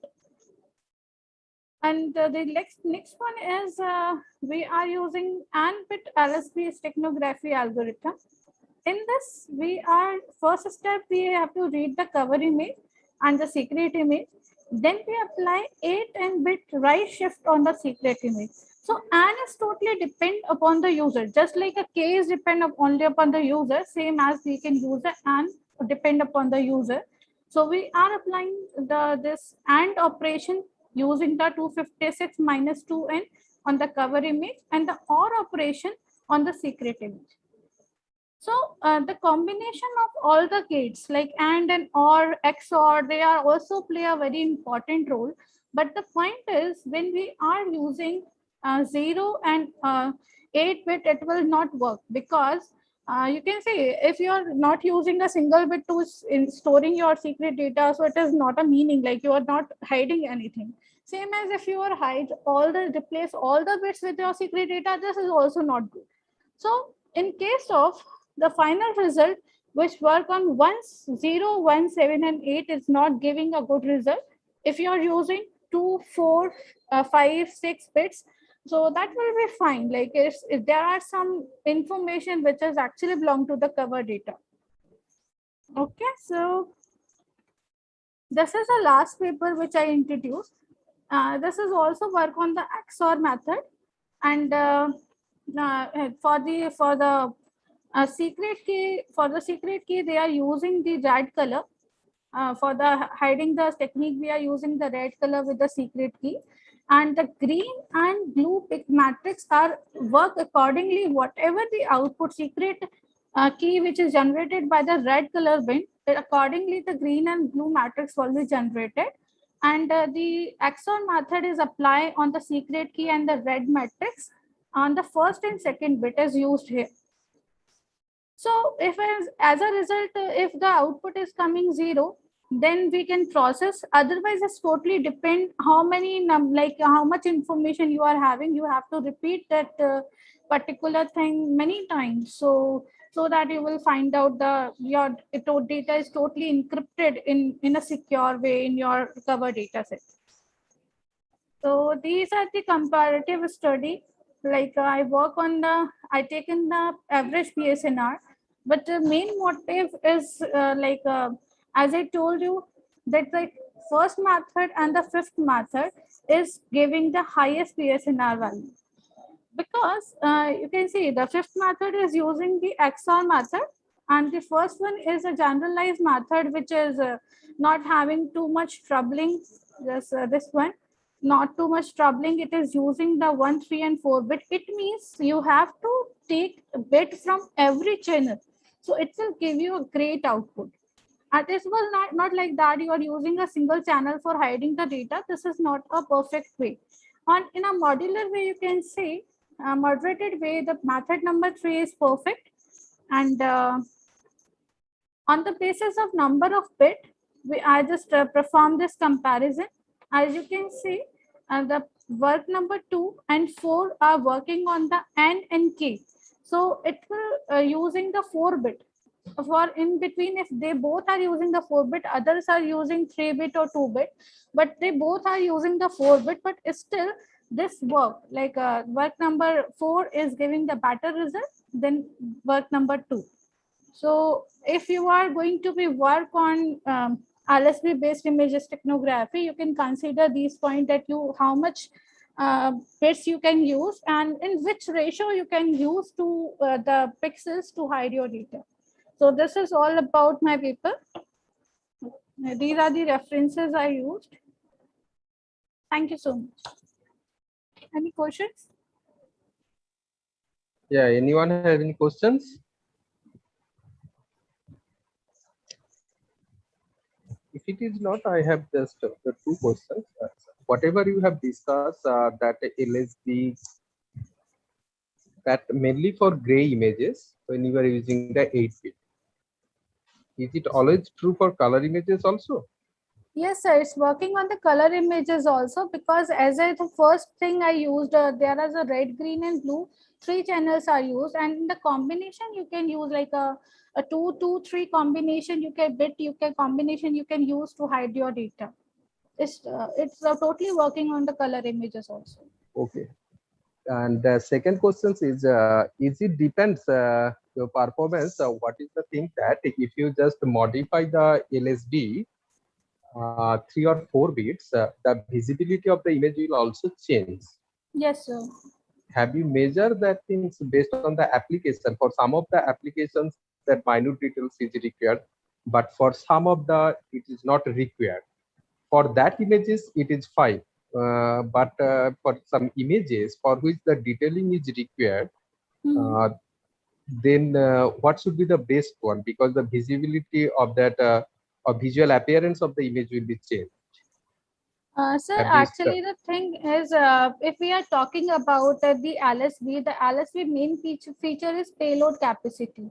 And if you are talking about the invisibility main core part, so you have to move on for the transform domain technique, because the payload capacity is not that much good in transform domain, but they are giving the highest invisibility to you. But if you want to transfer your data to the higher capacity, you can use the LSP. So it's depend ki which thing is important for you according No, to my you. questions is not that portions. My questions was that you are telling that visibility portions. Okay, my questions is not that, because that when we are we are using some data, we are making it secure by changing some LS bit. Okay, but when you change at the same time, what will happen? The visible quality of the image will also change. Okay. For Yes, some of the application, that quality should not be changed. In that case, what should we do to ensure the visibility as well as the security? Have you studied that portion or not?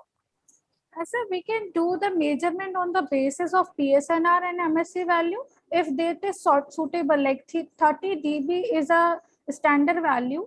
If you are Stego images containing 30 dB and under the 30 dB, so it will perfect. Otherwise, you have to change your method.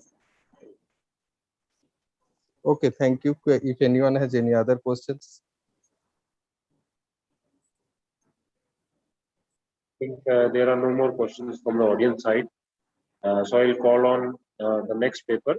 That is the paper ID number 44, Suesh Kumar and Prabjot Kaur. And the paper comparative study of bagging, ensemble, and ARIMA model for prediction of COVID-19 in India. If you are there, you can just present your screen. One request, you should try to finish within 10 minutes. Okay. Yes, sir, definitely, sir. Good afternoon, everyone. Good afternoon, respected session chairs and all other attendees. Let me start my presentation. I hope my screen is visible. Yes. Yeah. Myself, Suesh Kumar, and I am here to present the paper on comparative study of bagging, ensemble, and ARIMA model for the prediction of COVID-19 in India. The flow of the presentation will go like this. I will explain whatever we have done in this paper, then a brief introduction about the ARIMA model and bagging ensemble model. Then I will explain the bagging ensemble framework. Then we will discuss results and then conclusion. So basically, as we know that the COVID-19 is quite a big pandemic for India and all other countries as well. So to predict the number of cases, further number of cases is quite important for our health system. If we know the number of cases in advance for 7 days or 10 days or for 15 days or even a month, then it will be better to equip our health system in a proper way so that we can prevent casualties as well as we can provide the better health facilities to everyone. So we have compared two models. One is ARIMA and another is bagging ensemble. ARIMA is auto-regressive integration moving average, and it is quite useful for the time series kind of cases. So what is the meaning of time series here? We have date-wise number of confirmed cases. Means we have just two things with us. Is the number of days or date-wise, and second thing is the number of cases per day. So this data set is quite simple, and we can do means we can predict for the future cases in that. So in ARIMA, we just before implementing any model, in case of time series, we have to check the data set for the trend, seasonality, and the that is cyclicity. So our data should be free from that to go into the before going into the model. So we just remove the trend, seasonality, and cyclicity if there in the data. And how can we what is the trend? Trend is just like you can say if there is a township, upcoming township, then in a area, then whenever they are building the houses, then the hardware material, the sale of the hardware material will be more till the construction, and after the completion of the construction, the sales will be down. So this is a trend, means it may be for 6 months or 1 year, but means there is a fixed time. And what is the seasonality? Seasonality is like you can say ki, as we eat more ice creams in the cases of summer, so there is the season, means in particular season the sale will be more, and in particular season the sale will be less. And the cyclicity is that ki, after every 2-3 years the pattern will repeat itself. So first we check the data for all these things. So we can do it by two ways. One method is the rolling average, and another method is the that is decay Fuller test. So rolling average method is just basically you can say ki it's you will draw a graph, and by seeing the graph you can say ki whether there is a trend or not. So it is not a suitable method. So we should go to perform the decay Fuller test, where we will check the p values. Here we are seeing this equation. This is basically if there is a trend or seasonality, then we will make a difference of previous value, current value, and the previous value to reduce the trend and seasonality and the cyclicity. So equation number 1 is the first order equation, means we are differencing, we are taking the difference one time, and this is the second equation is the for the second order difference, means we are taking the difference of 2 days. So in our case, let me just decay Fuller, this is the decay Fuller test for an example. So we just check the p value for our decay Fuller test, and the statistics says ki if the p value is less than 0.5, then your model, your data does not have any trend, seasonality, and the cyclicity. So we have checked our data set, it does not have any trend, seasonality, and cyclicity. And we will discuss about the data set a little later, how we have used the data set. Another method that we have used, that is bagging ensemble model. This is quite used model by the researcher and a praised model by the researcher, because in this we use the power of combining, means we train our data with multiple models. The models can be of same kind, and model can be of different kind, but we give the different data set to every model, and we combined the overall prediction to average out the prediction to get the final value. So just like in case of a movie, if you want to watch a movie, then you collect the reviews from multiple peoples and average out the review and decide it's yourself. So we are using here that model. So in case of bagging ensemble model, the bag is the data set. Okay, we prepare a data set of we prepare multiple data set from a single bag, and that can be with the repetitive data and without the repetition data. If we want to keep the data set size same for all the models, then we use the bootstrapping method. Bootstrapping method means we can means there can be repetitive data in a data bag. So we are using bootstrapping here. So this is the algorithm of bagging algorithm, where it says assume n is the number of samples in the data set, and we in the second step we are creating the n number of bags that we can choose, and at the end we are combining the prediction of the every bag. So this is our framework of the model. First, we collect the data set, and we have collected the data set from the website that is provided by John Hopkins University, and all other universities are also using this data set. This data set is approved by Government of India. So we are using this data set, and first, as a first step, we have checked it for the trend, seasonality, and cyclic by the decay flow test. And if there is any stationarity, means if there is any trend, any kind of thing, then we have to convert that data into a stationary data set by using that first order differencing and second order differencing. If not, then we can move forward. We will create the bag at this step, use the bagging ensemble with linear regression as base estimator. The method to train the model we are using is linear regression, simple linear regression. And this is the bagging method where we are using multiple linear regression model with different data set. Data set is collected, made from a original bag. And after that, to check the validity of the data, to check the validity of the prediction, we have used the walk forward validation model.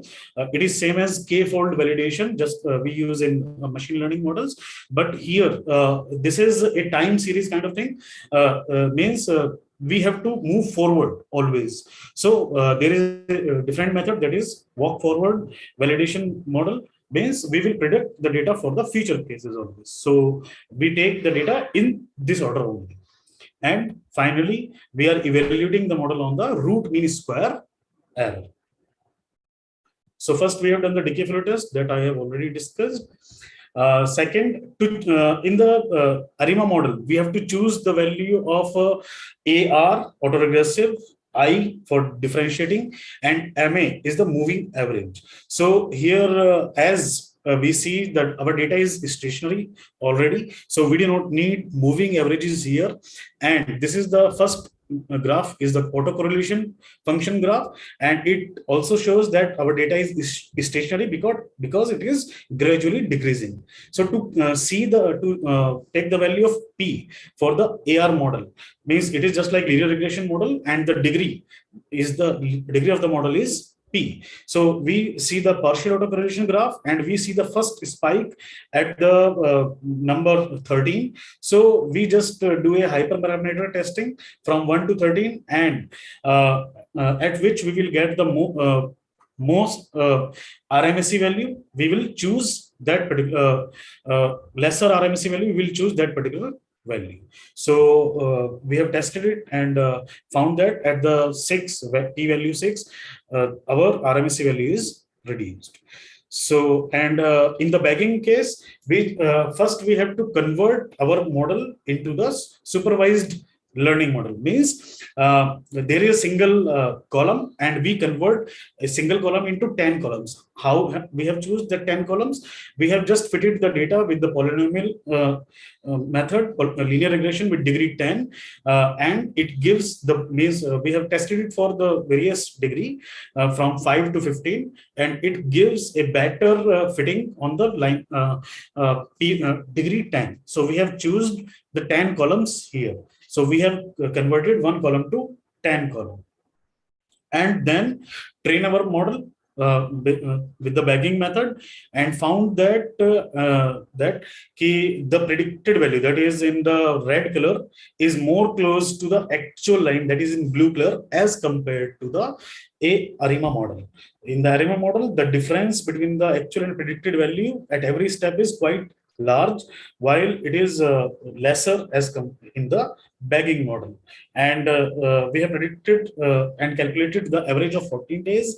And in the ARIMA model, the average value, RMSE, average RMSE is 12,790. And in case of bagging model, the average value is 10,880. So we can say that we can choose the bagging model to predict the number of future cases. But yes, it is limited to means data, means we are not considering any other thing like number of vaccinated peoples and the herd immunity. We are not considering all these factors. We have taken just the simple data, and without adding any complexity in this, we means to predict the values at a very faster rate.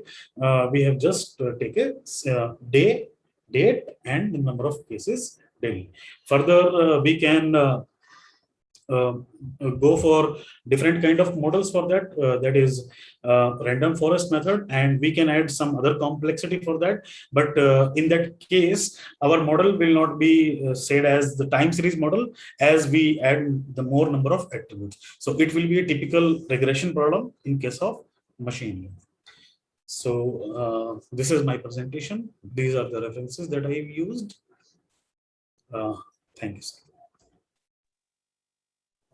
Okay, anyone has any questions? If it is not, sir, I have one question. So you have taken the data for India. Have you Yes, tested sir. it a state-wise basis? Sir, actually, we have done the calculation state-wise basis also, but in this paper, we have just taken the data for all over the India as a whole. We have done a linear regression, means on which degree basis it is working. So we have found out that in case of Andhra Pradesh and Maharashtra, there are more number of cases, means we have not covered that part in this paper. Okay. Thank you, sir, for your nice presentation. Thank you, sir. Thank you, sir. I think there are no questions from the audience side. So I'll call on the next paper. That is paper ID number 45. Anirudh Ghosh and the paper title is FPGA-based MAC units for signal processing algorithms with non-binary numerical system and effective analysis. Anyone Good is there afternoon, from the- sir. Yes, Good afternoon, sir. This is Aniruddha. Yes. Sir, okay, I got the permission. 1 minute, sir. You can present your screen and you can take 10 minutes.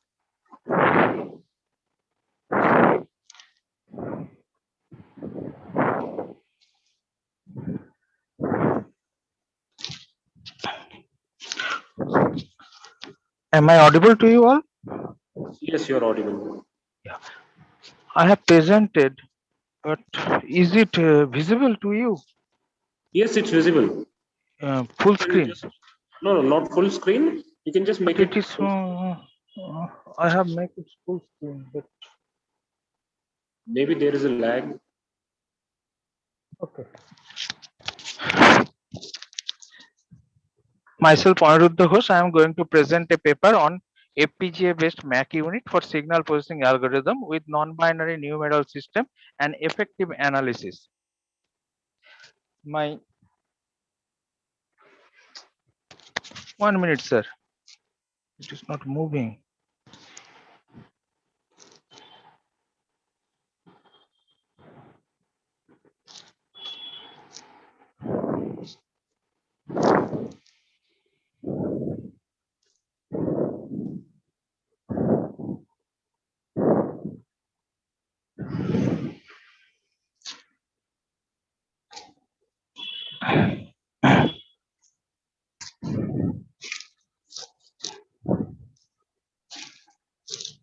Please make it full screen. Yes, sir. I have already made this one, but I don't know why You can it is just not. no. You can just try changing the slides at least. Just try changing the slides. I'll tell you whether it's. I have make it full screen, but it is not visible from. I don't know why it is not visible. Currently, I And can when see I am the slide changing the number. slide, it is not also visible to you. No, currently I am seeing slide number 2. Okay. Just go to the slide number 3. Yeah. No, it's not visible to me. Slide 3 is not visible to me.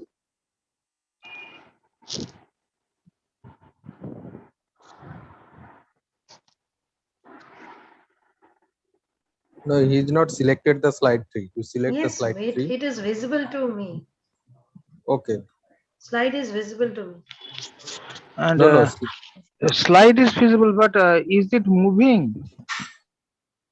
Can you please move it? I am moving it because my laptop microphone is not working. For that reason, I am in phone also. So So in my no, phone, it's now in the slide number 2. now slide number 2. Now? No changing. I think sir is moving the slide in his phone, not on the laptop. Yeah. Sir, move your slides on the laptop, means from which you are sharing. Yeah, I am moving the item from my laptop. But in phone, I am not seeing any change. Sir, Exactly. at the time of sharing screen, which option you have chosen? I think you have choose the entire Just screen. check this. Oh, acha. Oh no. 1 minute.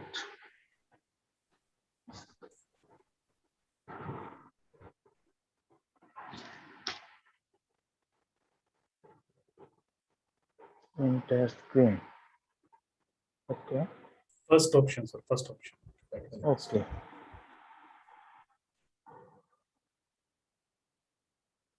Okay.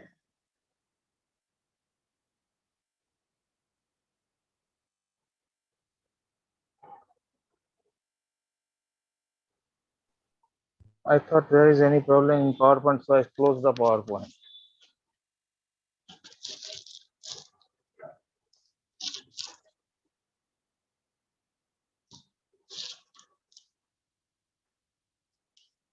Slideshow. Yes, it is visible. You start. Make Okay. it. Yeah. Yeah. You start. Myself, Aniruddha Ghosh, I am going to present a paper on FPGA-based MAC unit for signal processing algorithm with non-binary numeral system and effective analysis. My foci of discussion revolve around following points written here. In recent development on neural network-based signal processing application required high-speed computation unit like DSP-based applications. This application widely use multiply and accumulate unit, that is MAC unit, for speed up its operation. This MAC unit has some capability to perform operation single cycle, multiply and accumulation operation. That means addition operation. It is seen in from various studies that multi-value logic system can able to perform better than binary logic system, like ternary value logic, in short TVL. This TVL offers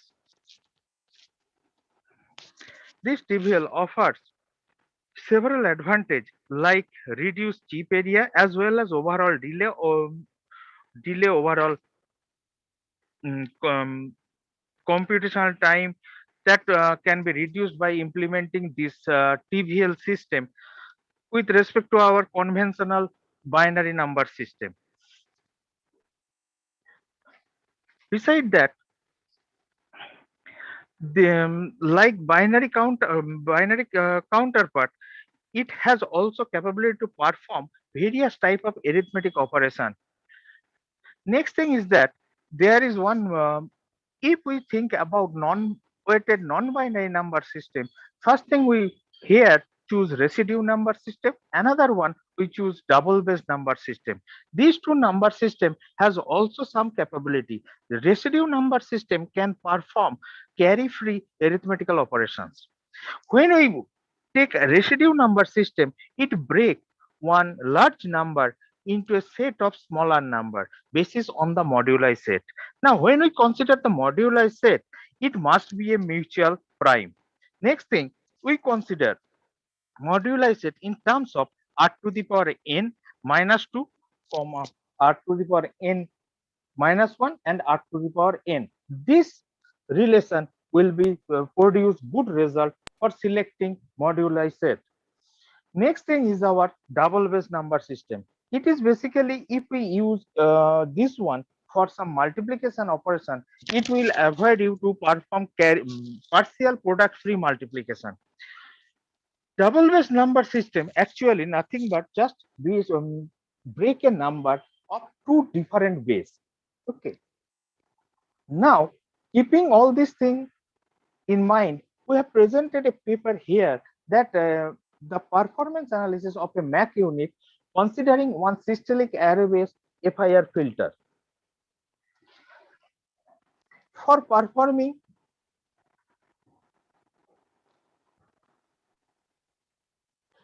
for implementing this architecture, the following model is basically required. One is DBNS conventional a conversion unit, another one DBNS multiplier unit, another one DBNS RNS conversion, and RNS adder and accumulator. First thing is that all these components basically initially implemented in binary system. Another one is implemented in ternary value logic system. Then we compare these two results and showed that how it's performing better than our conventional binary one. This architecture basically designed on the basis of binary domain. Here earlier I have told you about that DBNS conversion unit. This is the first one, that LUT1 and LUT, that basically perform the conversion operation. LUT3 basically used for conversion of, and LUT stands for lookup table, conversion from DBNS to RNS. Next one, RNS adder, accumulator for storing the result, last RNS to binary conversion, LUT4. Next one, this architecture basically used for the domain of ternary value logic. Here the number of LUT in earlier it was 4. In this case it increased, 3 more LUT is required, because of as we are implementing all these things in FPGA based, so I have to think about the binary. But as we are using non-conventional domain, so whatever our ternary logic based application we are implementing, that initially we have implemented in ternary, you are giving the input in terms of ternary, but in within your FPGA system it will unable to handle that ternary part. So I have to keep the provision of this one in terms of binary. Because of I have, for that reason I have used the LUT based approach.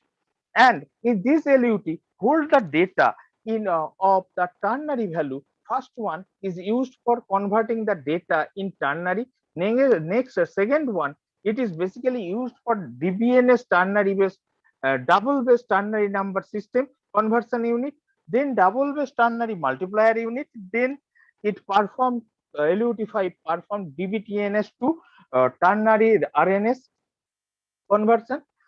Then it has entered ternary RNS adder. Then it perform after completion of the operation, it generate the output. So first it generate in terms of ternary, then it convert the data in binary. For comparative study, we have used here the FIR filter using systolic array. Next thing is that when we go for FIR filter, it's required MAC unit. The MAC unit basically consists of multiplication. Here, I have earlier told you that the partial product free multiplication can be done by our double base number system, and partial product and carry free addition can be done by RNS number system, residue number system. For that reason, keeping you to enjoy the essence of these two characteristics, we have made some structure MAC unit, which consists of multiplier by using DBNS and the adder part using RNS. And the structure, systolic array structure, is given in this format. Now, the basic structure here, we have given some input. Here we have given some input as our whatever our basic input we are giving, and the filter coefficient is kept within our system. Okay, and then we perform the operation one by another. This one is the basic structure. Xn is given from some memory location with some clock, one after another. Then that is multiplied and added with next data, and it generates the output y of n. The synthesis result of this analysis is given here. Here we have considered the moduli set in terms of r to the power n minus 1, r to the power n, r to the power n plus 1, where r is the radix. For binary, these r become 2, and for ternary, trivial, it is the radix is 3. Now this n signifies the number of bit or bit we are considering here. Initially, whatever result I am showing here, it is considered 1 bit. In that case, dynamic domain can handle 6 different values. Ternary also hold the data 6 different. But when I increase the length, it will,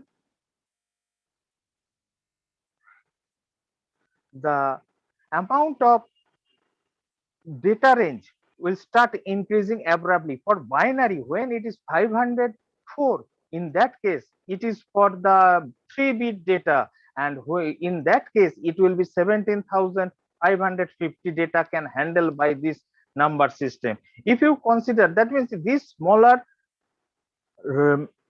moduli set can handle about more than 5 lakh data for ternary domain, and for binary domain it can handle 4,000 data. In that respect, if you consider the number of slice LUT required in your FPGA, basically it is vertex 4. In the case of binary system, as its delay is much more than ternary, so it required much more LUT for performing the operation. Okay, in this respect, the mixed number system, non-binary, non-conventional number system can give you the better performance than our conventional binary system.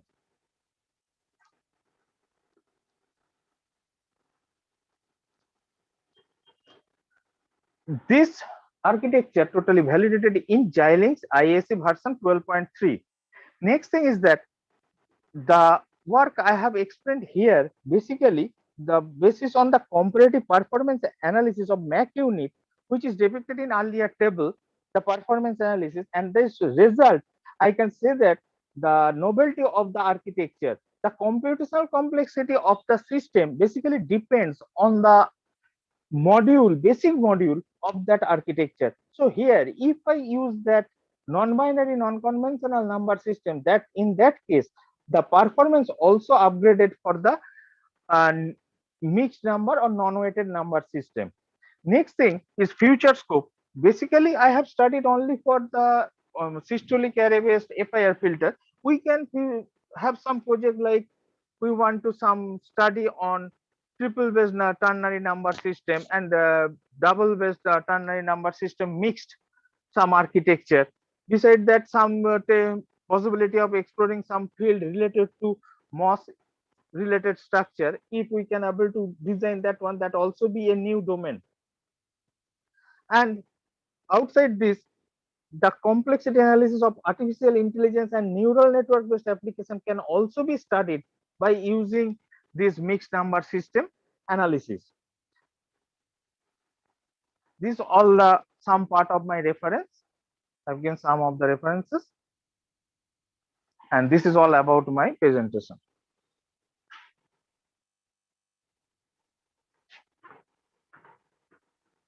Okay, anyone has any questions?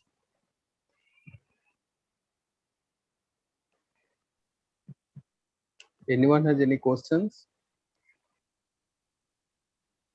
Okay, if it is not simple questions, instead of binary, if we go for ternary, okay, what you were saying, Yeah. so only the data representation that can be done is much more better, but at the same time, the cost of the circuit will also increase.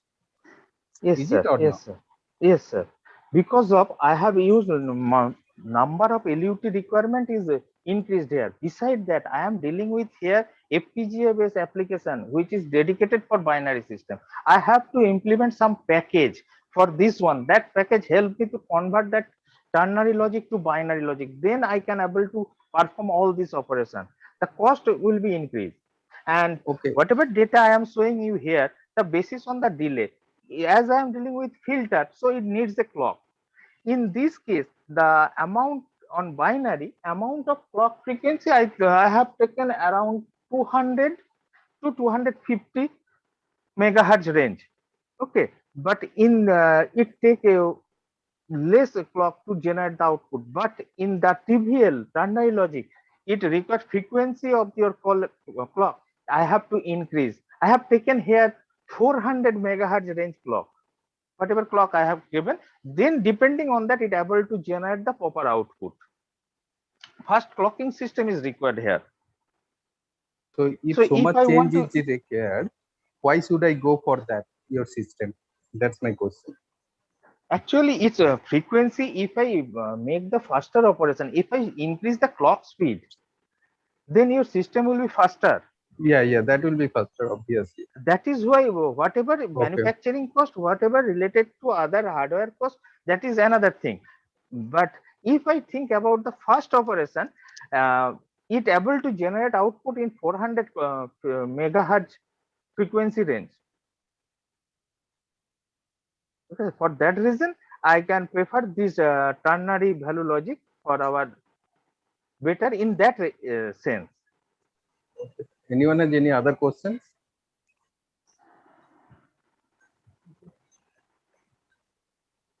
I think there are no more questions.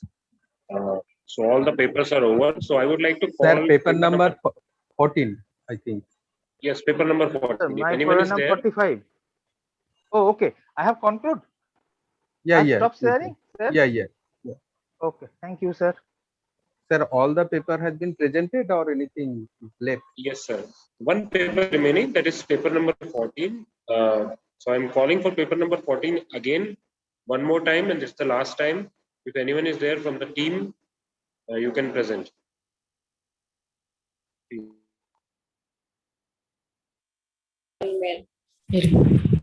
Yes, Shiba. Yes, sir. We are presenting, sir. Shiba, please go ahead. So as ma'am, as ID number 20.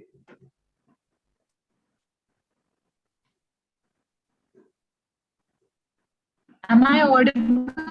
Yes, Shiba, you are audible. Please go ahead.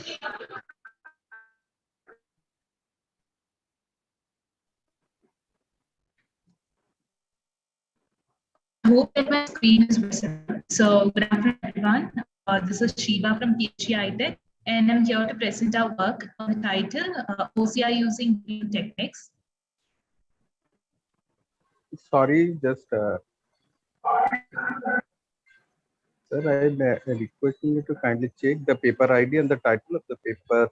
Sorry, what is a optical character Yes, recovery? slides are visible. Please go ahead. Yeah, is this in that session? Yes, sir. 1 minute. Yes, sir. 1 minute. Let me just check. It's paper ID number 14. No. It's 14. Paper ID number 14. We are talking about session 1. I think you have joined in the wrong session. No, sir. Actually, like ours was yesterday. So since we were not able to present it yesterday, they told to join today. Okay. So you are the one who were absent yesterday. Yes, sir. Okay, fine. Actually, sir has told me about you. So before that, again, I want to say that if paper number 14 is present over here, you can present. Otherwise, this is the last time, and now you can present. Okay, so the paper ID 14 is the comparative study of IoT protocols. Yes, sir. Sir, actually, this paper ID number 20, yesterday they were not present in the meeting. That's why they're presenting today. Okay, sir, that's no problem. I am asking for 14. I am just reading the title, whether they are present or not. That's why we can confirming one time. That's all. If it is not, then for paper ID 20, you can start presentation. Sir, is it fine that paper 20 will start presentation? Yes, sir. Yeah, start. Okay, sir. So good afternoon, everyone. This is Sheba from PSGI Tech, and I'm here to present our work on the title Optical Character Recognition using Deep Learning Techniques. So this project involves both CNN as well as DLL. So this slide is about what OCR basically which helps in converting different types of documents, images, which can be converted to an editable or searchable data format. So basic OCR is of two types. One is the offline OCR and the other is the online OCR. So here in our project, we are going with offline OCR. So online where you input directly from the stylus, whereas in OCR, you get the input as the image is given. So this is the software that converts document or the image to a grayscale version and does all the pre-processing and gives you the extracted text. So this is the working principle. So basically, we analyze and all the into blocks. For example, is based on extracting the text from visiting card. So have the visiting card, we analyze the structure of the word that is present. So we and we take the characters, separate them, and the program pairs them with a set of patterns. And we decision on recognizing the if it is letter A or B and so on. OCR also have other applications like digitization of hard copies, number plate recognition, customized font creation, translation, and so on. So here we are like taking the identity credentials like contact, email ID, etc., and we'll be extracting those using OCR. So this is the scope of the project. So that was any areas of data, and also it helps in extracting the data and making it in editable format. Because in case of healthcare and all, it's very easy when we have editable and easily searchable data. So that we can easily store the past events and we can also search them very easily. It also helps in mobilizing the documents to cloud. So this slide is about the literature survey. And this is the methodology that is carried out. So we have it once this is scanned, we have a scanned document, and this document, on this document, we did techniques like pre-processing, which includes the size noise reduction as well as enhancement. And after this process, we segment the words into characters and spelled letters.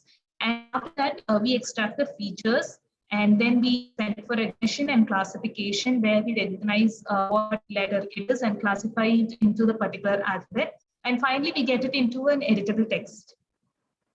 So for example, let's assume the first box is the visiting card. So it has something like a sample text image. So what happens is first we remove all the text, the sample text and then image.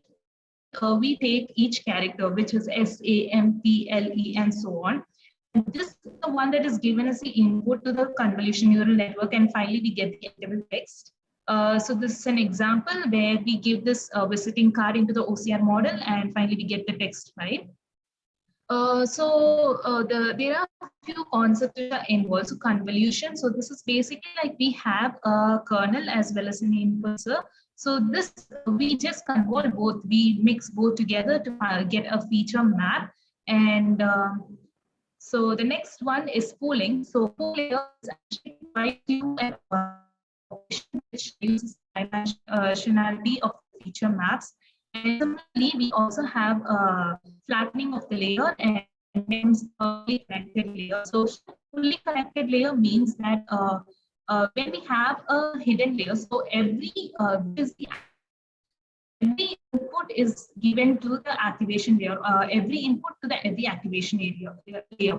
So this is called fully connected. Process that are involved are first we have pre-processing, which and process it between it. So this is a process in which we remove the random variation of pixel values in the image.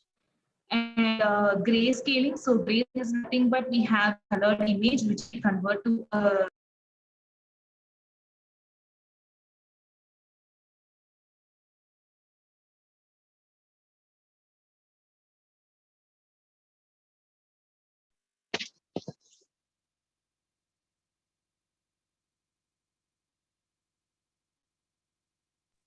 Hello, I think you lost Yes, the sir. connection. Yes, I think connection is lost. Yes, sir. So, No, What do I you think? think shared, the screen is not shared. We can share and conclude, Shiba. I shared my screen. So,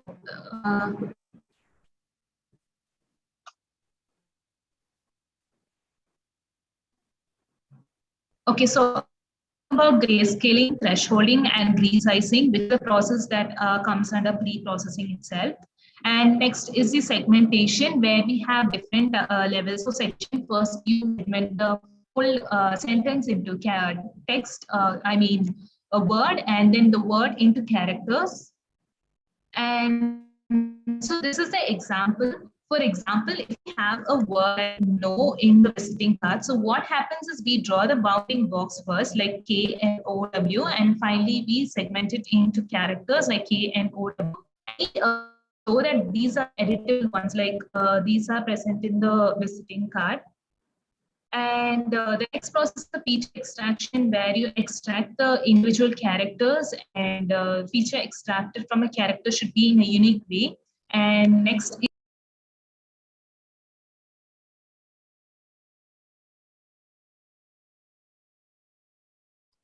Again, the screen is not visible.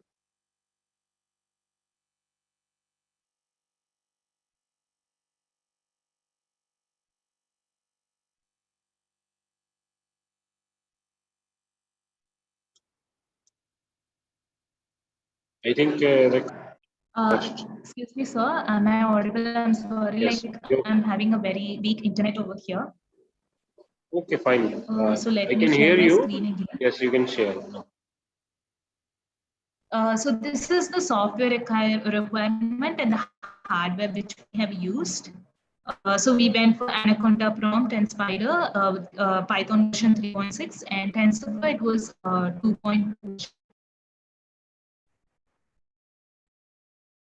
Okay, I think you So have let's the assume network. that this. You just make it audible. You stop sharing. I think it will be better because you are not audible. Okay, so am I audible now, sir? Yes, continue.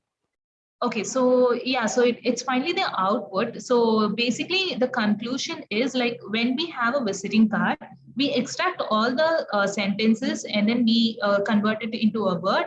So from every word, we extract the characters in it. So we draw the bounding box and we finally convert it into an editable format.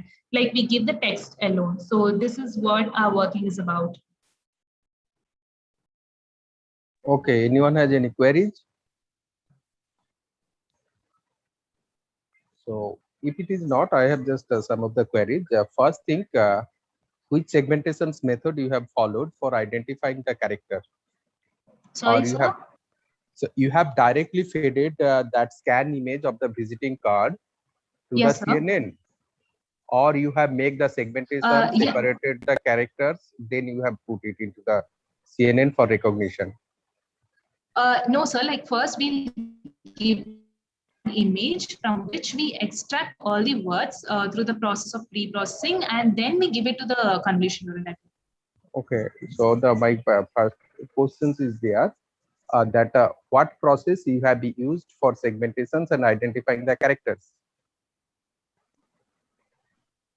How you have done that? So we have this NLTK in Python library. So with this, we can do the segmentation process. It has an input library.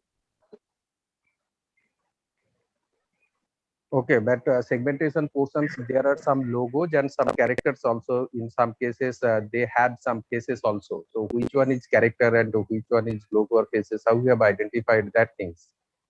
No, sir, like we don't take the logo and all. We just take the characters because in the convolution neural network, we have already fed and trained it with it. My question in when you are scanning the image, you will get that. Is it or not? You are given the concept of visiting card, or which character you have taken? Yes, sir. We have alphabets as well as digits.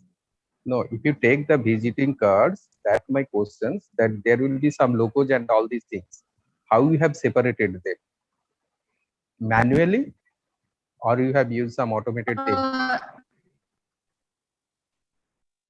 No, sir, like it's not done manually. So what we do is like after giving the scanned image, we have these libraries. Also, we have another tool called ECOCR package in Python itself. So with the help of that, we can draw bounding boxes and separate it.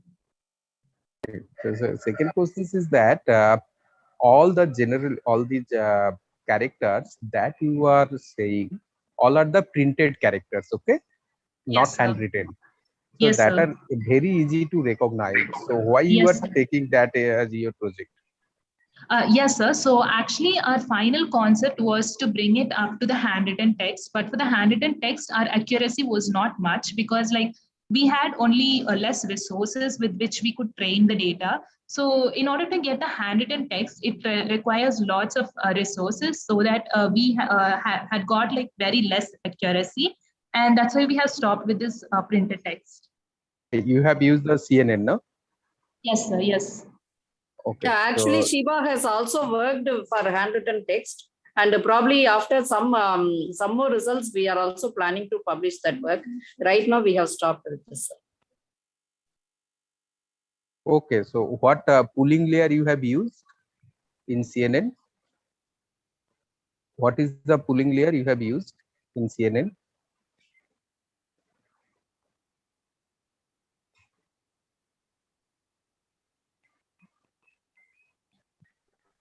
Hello, am I audible?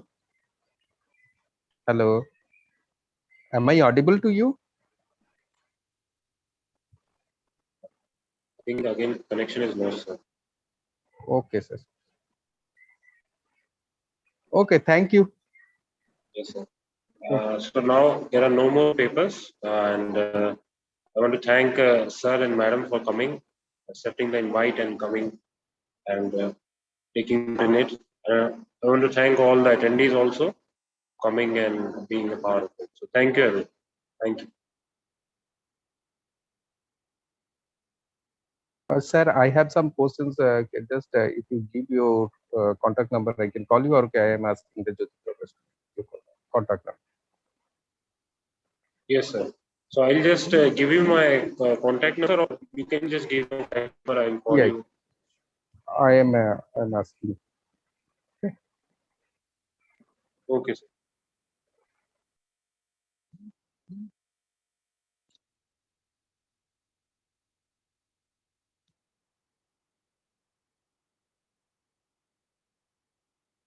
Okay, thank you all. With that, we are ending the session. Thank you, sir. Anurag Babu, should I end the session? Yeah. Yes, sir. Yes. Yes, yes. Okay. So we are ending the sessions. Thank you all for your patience and for your nice presentations. Okay. Thank you.